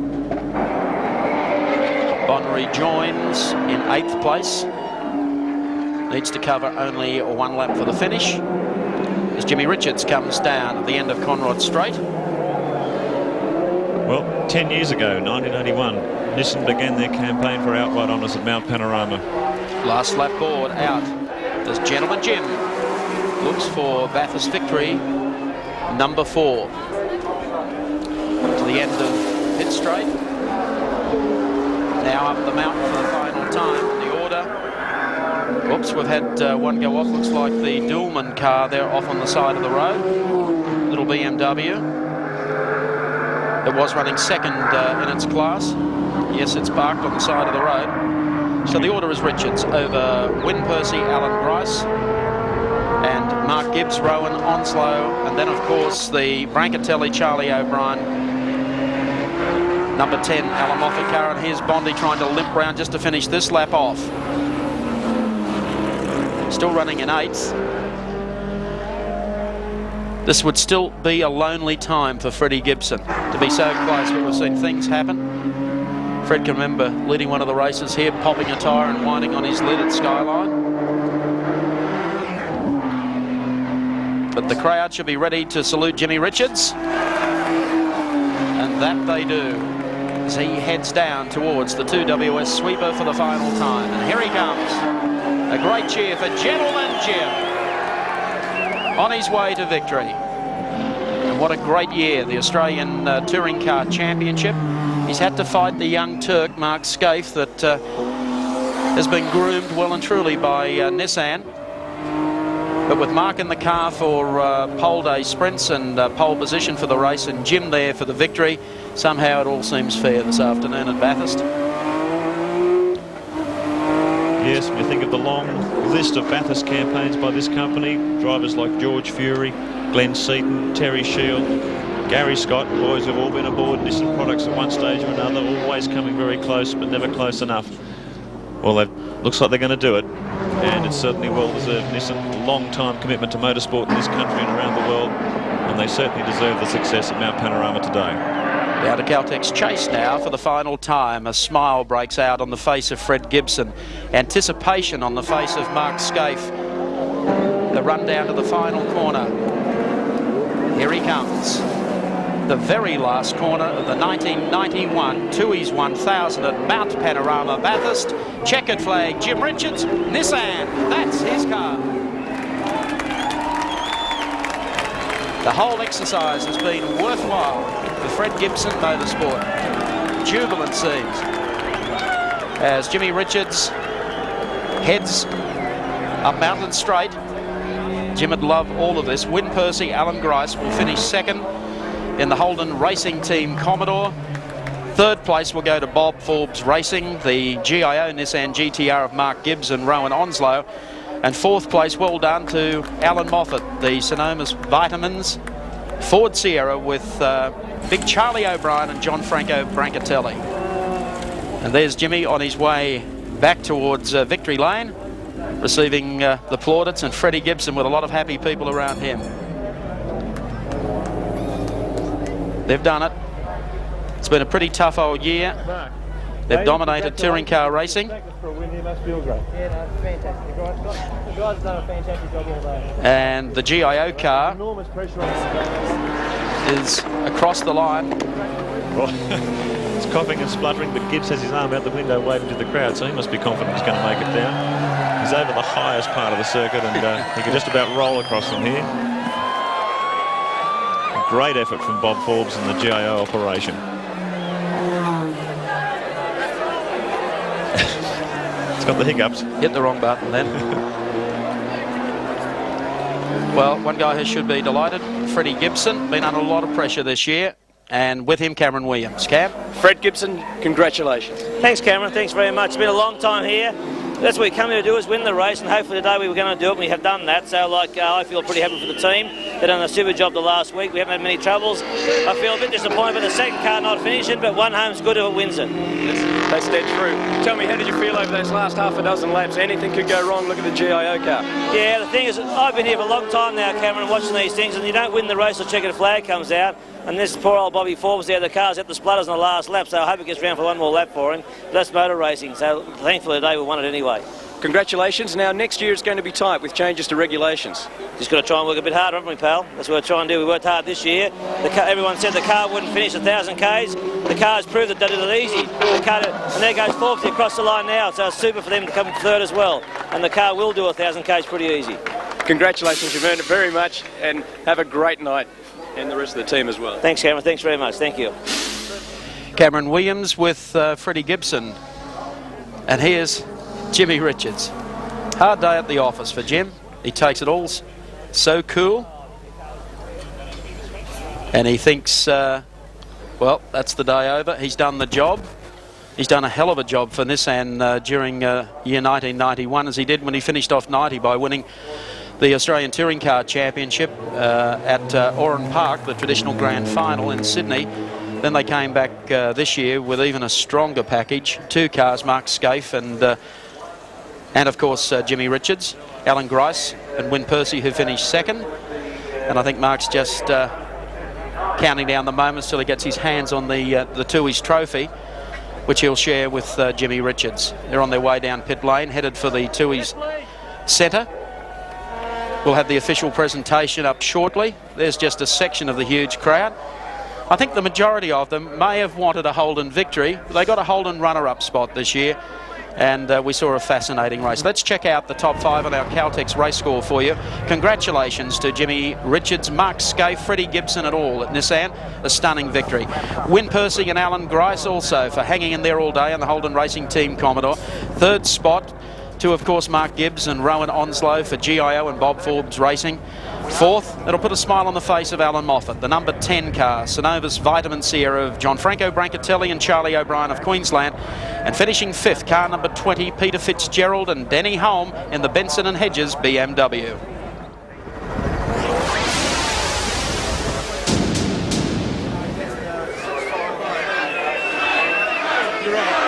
Well, if you haven't already worked it out, folks, it is a zoo down here. The huge crowd at Mount Panorama have converged on the Tooheys Race Centre, awaiting the presentations following the great race for 1991. We are just awaiting the appearance of the 1600cc class winners, Jeffrey Full and Paul Morris. They'll be here shortly, followed by the 3-litre winners.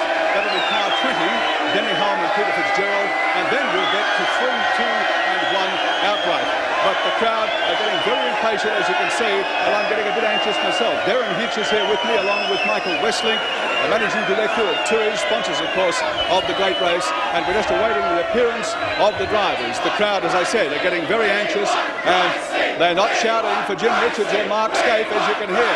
They are shouting for Alan Grice. Last year's winner, Alan Grice and Wyn Percy, have come in second in the great race this year, but they could not match it with the massive Nissan GTR Mean Machine from Japan. A splendid performance by them, and also by the 3rd place getter, car 4, the GIO Nissan, driven by Mark Gibbs and Rowan Onslow. Still awaiting the appearance of the 1600cc class winners.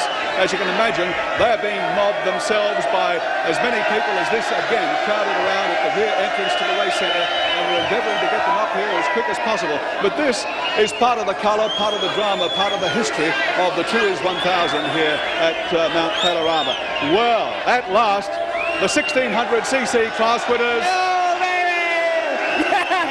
Dude! That thing is dude! Jeff Full and Paul Morris, the 1600cc class winners, and finishing very high up in the field outright. A very substantial performance. Yeah, thanks very much. Just like to thank our sponsors, the Morgan Vault, Big Toys Film Productions, Powers Brewing, and all the guys that worked on the car. Thanks for coming. I'd just like to thank Plonker for having a shave and Davo for being the best dude we know. Thanks very much. Jeffrey Full and Paul Morris, 1600cc class winners. Thank you very much. Dudes. Okay, thank you, gentlemen. Now, awaiting the appearance of the 3-litre category winners, and here they are, Denny Holm and Peter Fitzgerald. Come in, guys.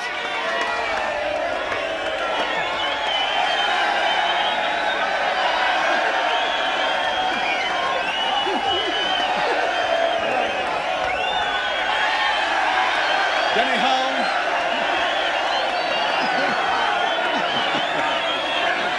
Peter, it was a great opportunity for you to get into the BMW today, and of course the 25 car was possibly the more favoured, but you guys have come home with the prize. Yes, I'd like to thank Frank for giving me that opportunity, and for Denny for doing such a great job. We all ran the same sort of times all day, and the little Benson Hedger cars, nothing but fantastic. Thank you very much. Denny Holm, you've been coming here for a long time. This is a great result. Yeah, the older I get, the better I seem to go. And the BMW team, the Benson Hedges mechanics did a lovely job. Thank you very much. the 3 litre class winners, Denny Hulme and Peter Fitzgerald for B&H BMW.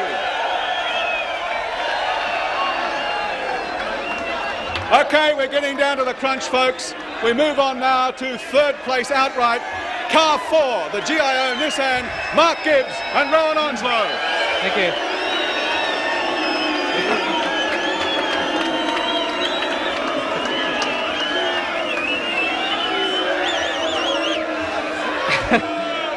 I can't even hear here. If anybody can hear me out there, what we'd like to do is thank our sponsors.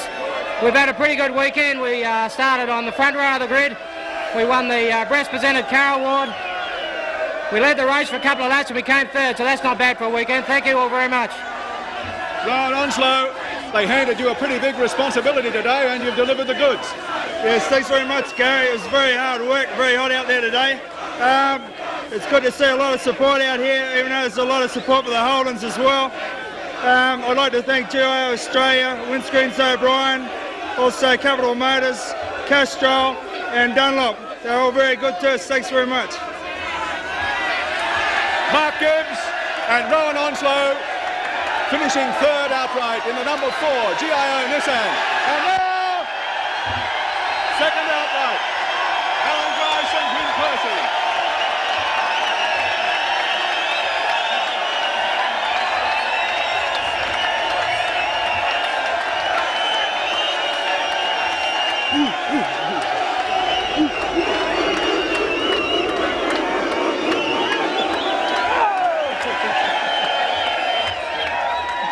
Win, if you'd won the race, I think they'd tear the joint down. Yeah, it looks that way.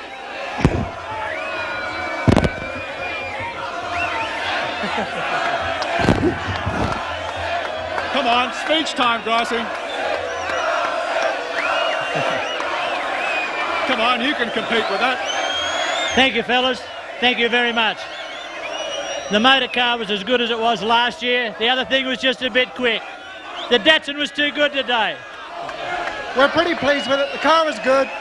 Thanks, gang. Alan Grice and Win Percy.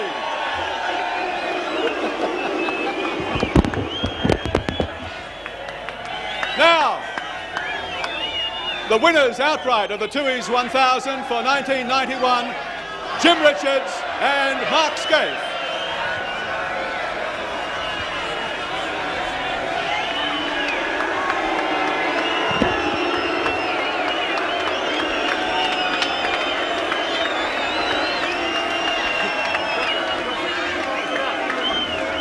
Jim, a 3-time winner previously. You've been doing a great job for Nissan in the Touring Car Championship, and it must be fantastic to carry off today's victory. Yes, it is. It's all credit to Fred Gibson and Nissan and Mark here. Thanks, top drive. Thank you, Yokohama, Nissan, and everybody else.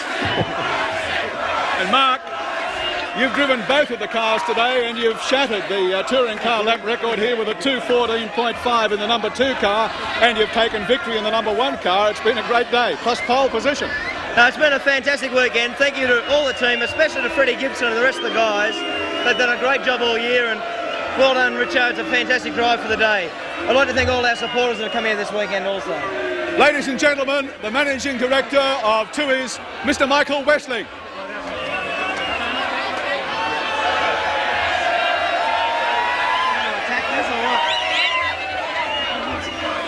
To win the Tooheys 1000, you certainly need more to be just a first-class driver. Need lots of heart, lots of stamina. They certainly put it all together today. It's been a great win. Tooheys is putting it together too. We're also a winning team, putting it together for Bathurst and for New South Wales. We congratulate Jim Richards and Mark Scaife on a great race, and we look forward to seeing them again next year, the next Tooheys 1000. And we hope that they can feel a Tooheys, they can feel like a Tooheys or two with their mates this afternoon. Congratulations, Mark.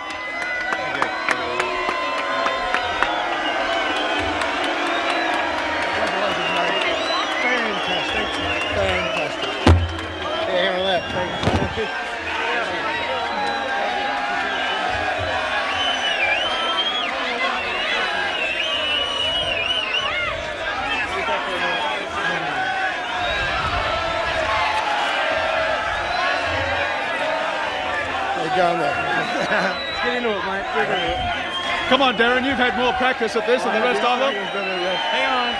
Okay.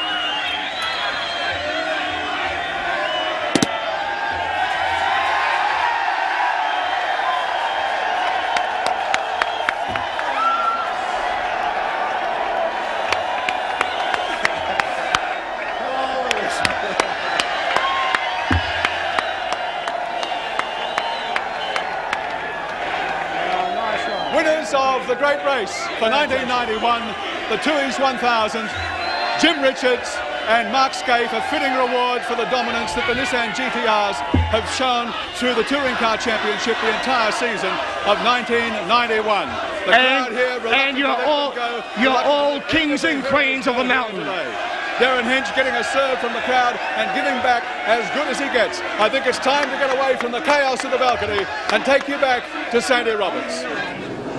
Yes, thank you very much, Gary Wilkinson, and well done. Winners can smile, losers will, of course, look to next year. One of those, sadly, is Tony Longhurst. Tone, before we talk about the race, if you go back earlier in the year and a couple of successes in the touring cars, you must have been coming to Bathurst with those wins behind you with a fair whack of confidence. Well, you can never be overconfident because any small thing throws you out of the race. But we had great preparation. I'm just very, very disappointed the car failed. What actually caused you to pull out in the end? What was it? There's some sort of electrical fault in the car. Perhaps it's just a little while, I'm not sure, until we get back. We couldn't trace it, so that's it. Bitterly disappointed because up to that stage you were running pretty well. We work all year for Bathurst. The Touring Car Championship's very, very important. Shell's a great sponsor for it. But Bathurst is what it's all about. You know, you look out here now, the crowd's tremendous. It's unique. It's just fantastic to be up here and just bitterly disappointing to fail. When you say you work all year, I mean, what do you now go back, sit on the boat and ponder where you went wrong and think about 1992? What do you do? I wish we pack everything up, drive back tomorrow and start to prepare the cars for Adelaide. We've got a hell of a lot of work to do in the next 3 weeks. And then after Adelaide, we've got to get ready for Wellington. After Wellington, wait for the truck to get back and get ready for the Touring Car Championship. So it just doesn't end. Let's talk about next year. Will you have the new BMW ready for Bathurst? We hope so. We'll be running the M3 in the Touring Car Championship, myself, Alan Jones and Paul Morris. And then the new E36, if it's homologated and cams allow it in, we'll run that in the Tooheys 1000. It'll be a 6-cylinder, 2.5 litre car, a little bit more aerodynamic, and probably worth a second lap, I'd say. Another 40 horsepower. Well, that'll be nice. Bad luck today, good luck for next year. Thank you very much. Tony Longhurst. We'll take a break and then come back and talk to the man who missed out on making it number 10. In fact, he walked into our studio just a few minutes ago with a classical quote that I will be asking him about. He said, "What on earth am I doing in this business?" I'll ask Peter Brock when we return.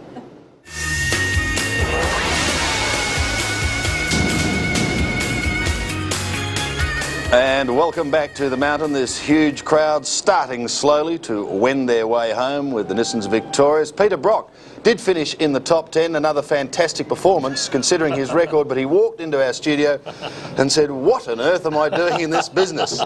Now, would you please explain it to me? Oh, Sandy, look, I mean, miracles do happen. I mean, the guy's parked out there. This is Andrew Medicki. It's got an electronic fault.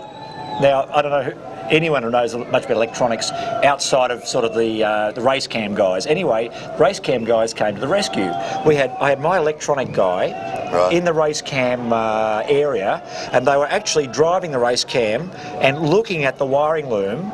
And my guy's back here telling Andrew Medicki how to fix the electronic fault in the car parked up there on the mountain. He did it, got the car back on the track, and we finished in the top 10. I thought, that's astonishing.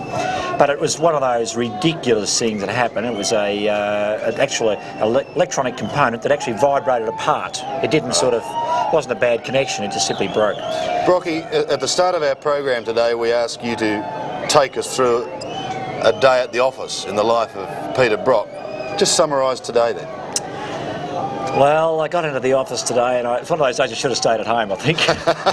The phone rang all day and bills kept on turning up in the mail. It's one of those days, you know. Electricity cut off, phone cut off. Look, honestly, I felt that we were looking very, very good around about lap 35-ish, because I was hanging in there very nicely, and I looked at the revs and all that sort of business. I thought, well, okay, I'm not having to give the car a very hard time, and yet I'm quite competitive. So as the day transpired, when that electronic problem happened to Andrew, I was quite stunned. So I thought, okay, we'll have a look at this number 11 car of Larry Perkins, because as you know, we can jump ship. You can always hop in the next car. And just as I was considering getting in that car, that had a major engine problem. It was just irreversible, so they had to park the thing. So it was a matter of just soldiering on. So it was a lot of hard work. It's hard to be motivated when you know that you're not battling for lead, you're battling for a place. Yeah. What happens now, Brocky? Do you all get together and have a think tank on the whole week and then decide where to go from there? Yes, you do. I think the major thing with any team is not to get involved in apportioning blame.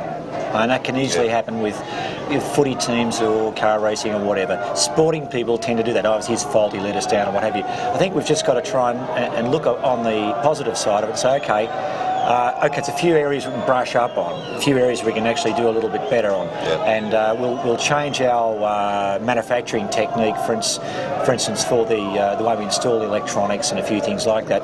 The engine one, I'd like to think that in 1992, and I heard Tony Longhurst talking earlier, I thought that it would be absolutely excellent if we can detune our engines a little. Everyone does that, and just take that stress off them, because there is a tremendous cost when you come to Bathurst if the engines do explode. And if we can just detune them a little, the cars won't go much slower. It'll mean that the racing will be more reliable and a better balance, I reckon. Peter, has the Nissan victory changed the face of Bathurst? Well, I mean, the whole mountain was up there, as you are well aware. I think they're praying. They're saying, beat the Nissan. Just beat that goddamn Nissan, And going around the top of the mountain there, the support I've had this week has been absolutely incredible. The posters, the T-shirts, the flags, the whole lot. And every time I went around the track there and got the tail out a little bit, everyone was just leaping up and down. It was great stuff. But I mean, we really must congratulate the Nissan guys, Rich Owens-Scapey and I guess Freddie Gibson too, because he's pulled that little deal together. They are a very, very difficult motor car. They're a very highly technical sort of motor car, and therefore, a lot of things can go wrong. So to get them through this sort of race, I take my hat off to them. I think they've done a very good job. Brocky, what about the next 12 months? Are you treading the same path as Tony Longhurst? Yes, but I certainly love to see some different events sort of mixed in there. I mean, obviously Bathurst is the major event for us. It's the one that it really does give us that sort of return for our money invested, if you like. It's a fantastic crowd here, great TV coverage, etc. But there are other events, and I've certainly been looking at them. Things like a couple of long distance motoring events or some fun events, and perhaps just sort of mixing it up a little bit. So it's a moment, I suppose, in my life right now, the next, say, 2 months, we can sit back and plan 1992 and beyond. Actually, you're looking at that because you've been in the spotlight for so long and under pressure for so long. Does that just sort of release the pressure a bit to try and do something different? Oh, I guess it does. But I mean, I enjoy the Touring Car Championship. It's quite a good, I suppose, challenge for everyone to get out there and try and get your car right, because you do learn a lot, which you apply here at Bathurst, and that's what that improves the breed. But also, there's no doubt that once you've gone to a lot of these circuits a number of times, and you're on a hiding to nothing against some of these cars, you look to new horizons. You've answered the question, what on earth am I doing here? Thank you very much for that. Bad luck today. Go and check on the top 10 prize money. A couple of slabs of Tui's perhaps, or something like that. You'll be back at the mountain next year. I think so. Peter Brock, thanks for your time. We'll take a break. Back with more shortly.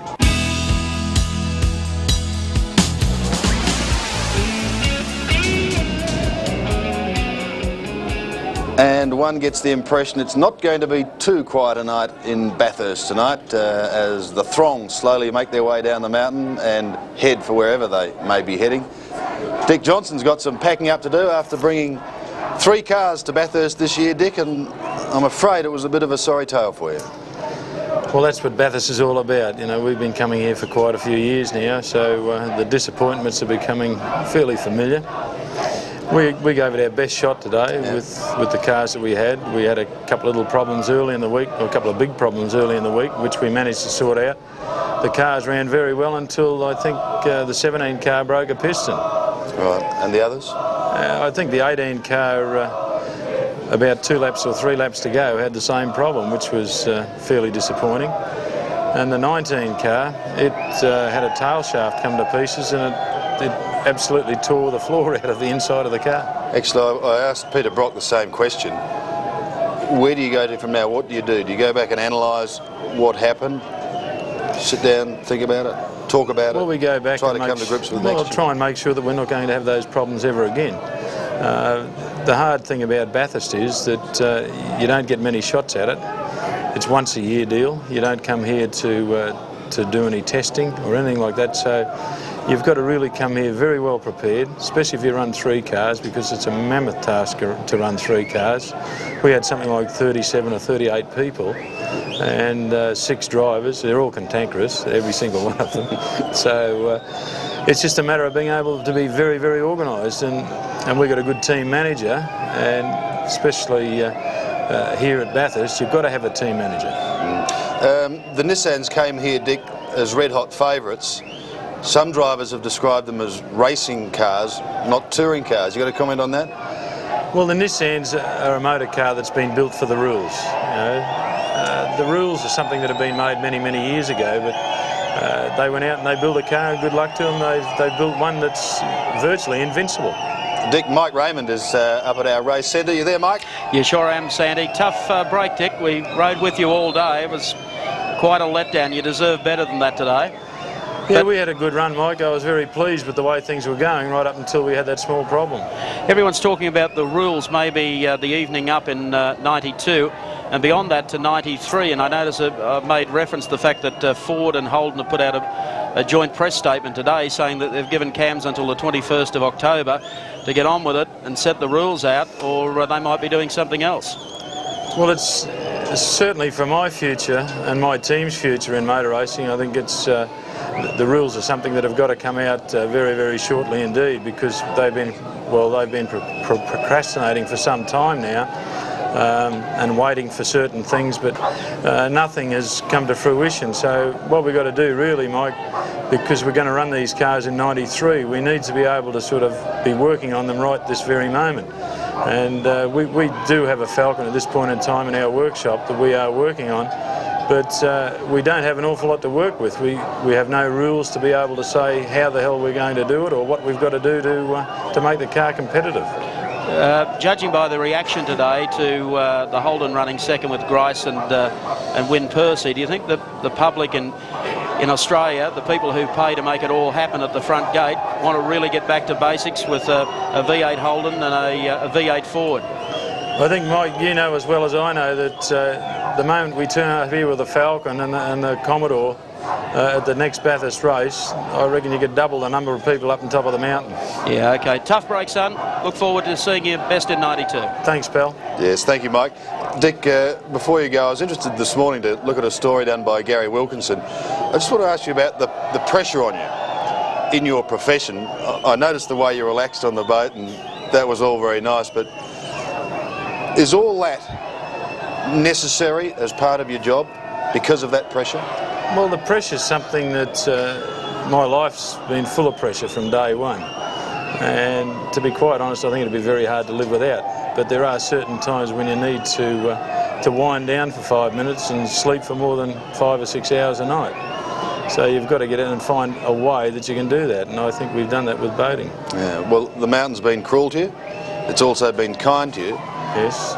What is it that makes you keep coming back? I mean, are you a sadist? I must be, but the love of motor racing and the tremendous amount of support we get from the people on the mountain, and the fabulous support that we get from Shell and Palmer's and Ford and all those people that have helped us over the years. Actually, you've been very fortunate with sponsors, but I would imagine this year, and just gauging from talking to people, it has been a little tougher, particularly for the smaller enthusiasts this year to even get to Bathurst. It hasn't been an easy year for sponsors. Well, I think that's fairly general, not just in motor racing, but in any business venture or any sporting venture. The money's not easy to come by, and I think times are going to get better.